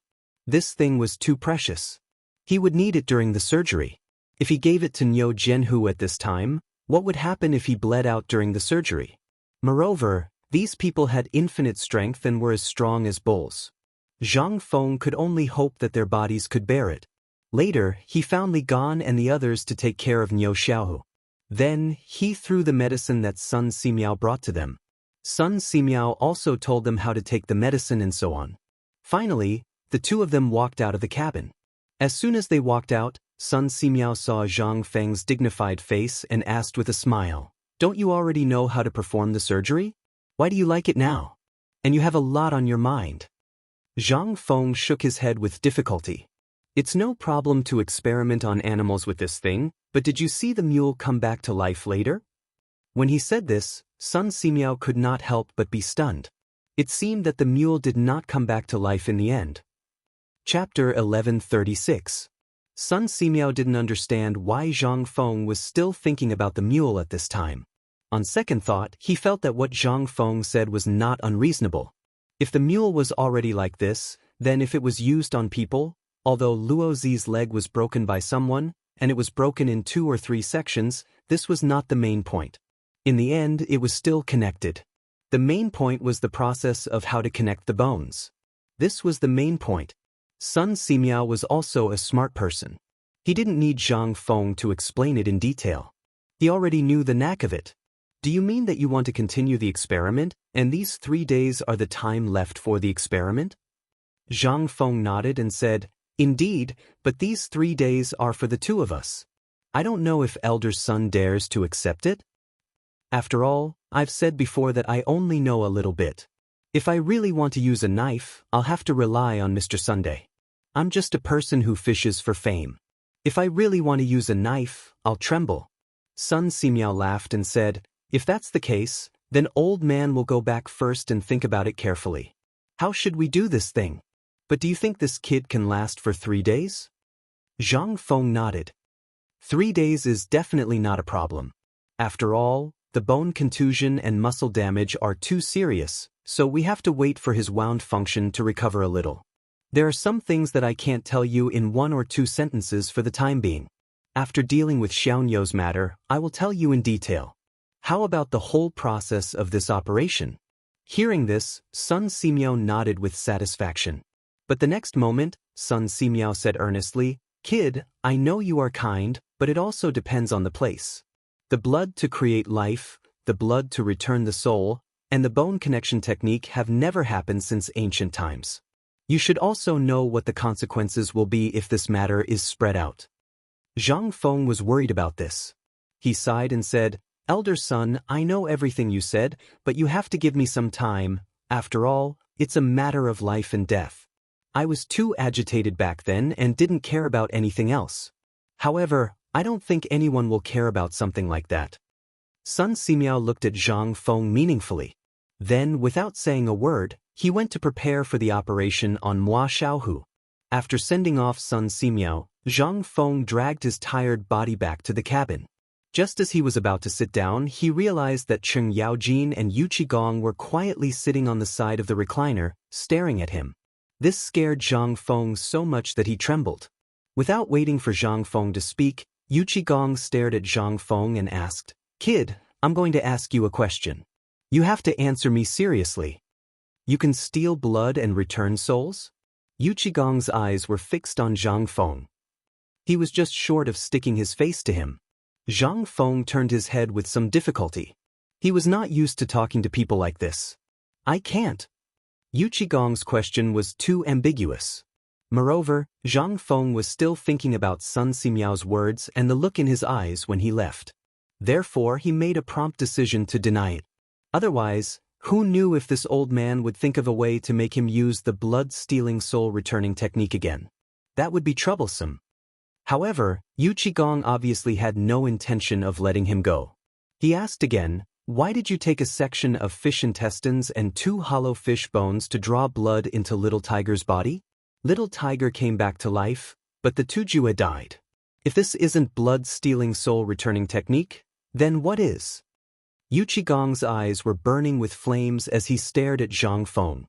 He seemed to be trying to figure out something from Zhang Feng's every move. Zhang Feng was speechless when he saw Yu Qigong's burning gaze. "How could I tell you this? This is some common knowledge that I need to learn during the military training held by the school twice a year. However, it's only common knowledge. This is the first time I've performed a blood transfusion and sutured a wound. If I say this, won't you slice me up on the spot? Don't you think you'll cut me up on the spot?" Just like what the doctor in the military training class said, saving lives was just like that. The more you treated the other person as a human, the more likely you were to save them. Humans were actually very strong. There were people in ancient times who scraped the bones of Guan Yu and Guan Yunchang to heal their wounds. The main thing was that Fei did not remember it. After all, he was not omnipotent. He could remember everything clearly. Western medicine originated from barbers.